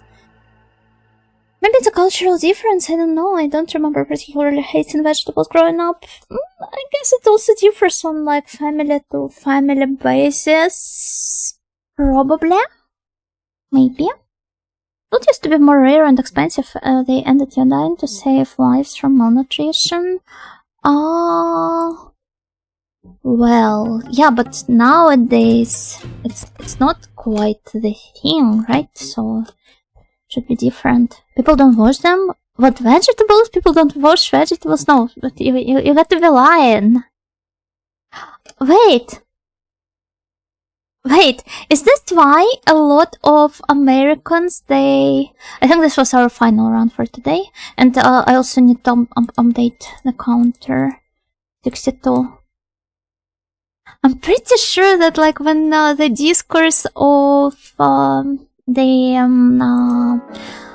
beats and Americans popped up before, I'm pretty sure I've heard or read people make some stupid claims like, oh, it tastes like earth. Could it be that they actually aren't washing their root vegetables?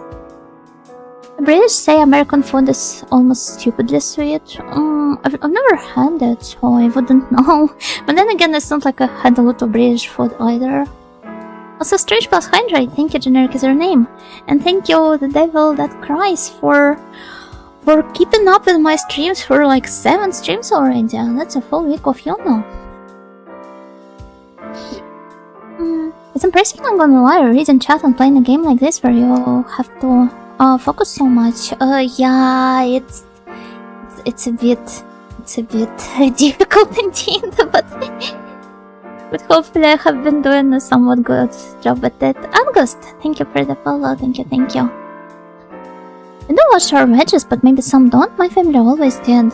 I mean, I just thought that what if some people just try to enjoy them as is? Need to wash just in case of pesticides. Yeah, pesticides, some other stuff. You're also supposed to wash the eggs because, well, you know where they are getting out of. I mean, they quite literally sometimes have the dried up excrements on them. But I've learned that some people don't even rinse their eggs either, which was like such a surprise for me. I don't know. Thank you for the stream, Yuno, not Nightingale. What do you mean, not Nightingale? I'm Yuno Nightingale. Are there any other Yunos in this vicinity? I don't see them. Nightingale Yunos in your area. No, sure, vegetables, but there are some people that are dumb and make videos of them not preparing food. Yeah, I feel like okay, maybe now you are Yuno Nightingale? What do you mean? Various random online slope articles state that 20 to 25% of Americans don't wash veggies regularly. Okay, that's some nightmare fuel for me for tonight, thank you. I have no clue why I disliked vegetables. I think I just found them weird looking, but it's like the best part. As a kid, I would always eat the weird looking things, such as bugs in my grandma's garden. Aaron who have friend Gokigenyo.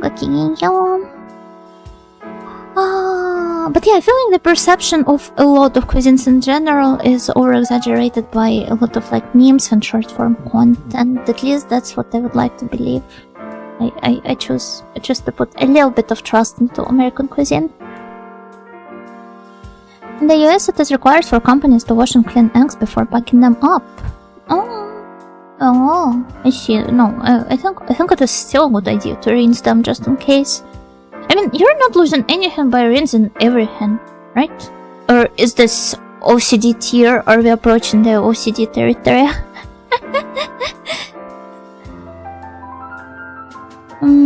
But I see they're more treated. Raw meat and bug eating audio. Heck yeah, protein maxing. But yeah, bugs are free protein. Indeed, I've been getting plenty of protein growing up. Not snails or rats, I hope. I won't eat any snails or rats, don't worry. But okay, let's see who we can raid.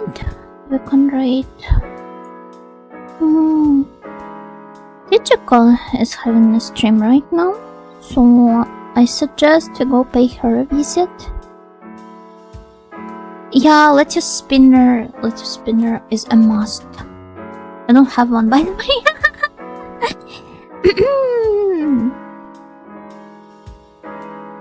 Okay, we will be visiting Miss Digica. She's doing a Zatsu right now, apparently. She's very comfy. Otsuyuno? You can say Otsuyuno, but it's not like I have any sort of official stream and greeting, so Otsuyuno is fine, but we don't really say it. But it's okay. Some people do say it. It's fine. If you want someone new, no, I feel like raiding someone familiar today. Sorry. But thank you for the idea. I will keep an eye on her. Yeah, so please enjoy this stream. And as for when we'll see each other next time, I don't know yet. Please keep an eye on my Twitter in case of some sudden announcements. And bye bye. Thank you for watching me today. Yay! Until we meet again.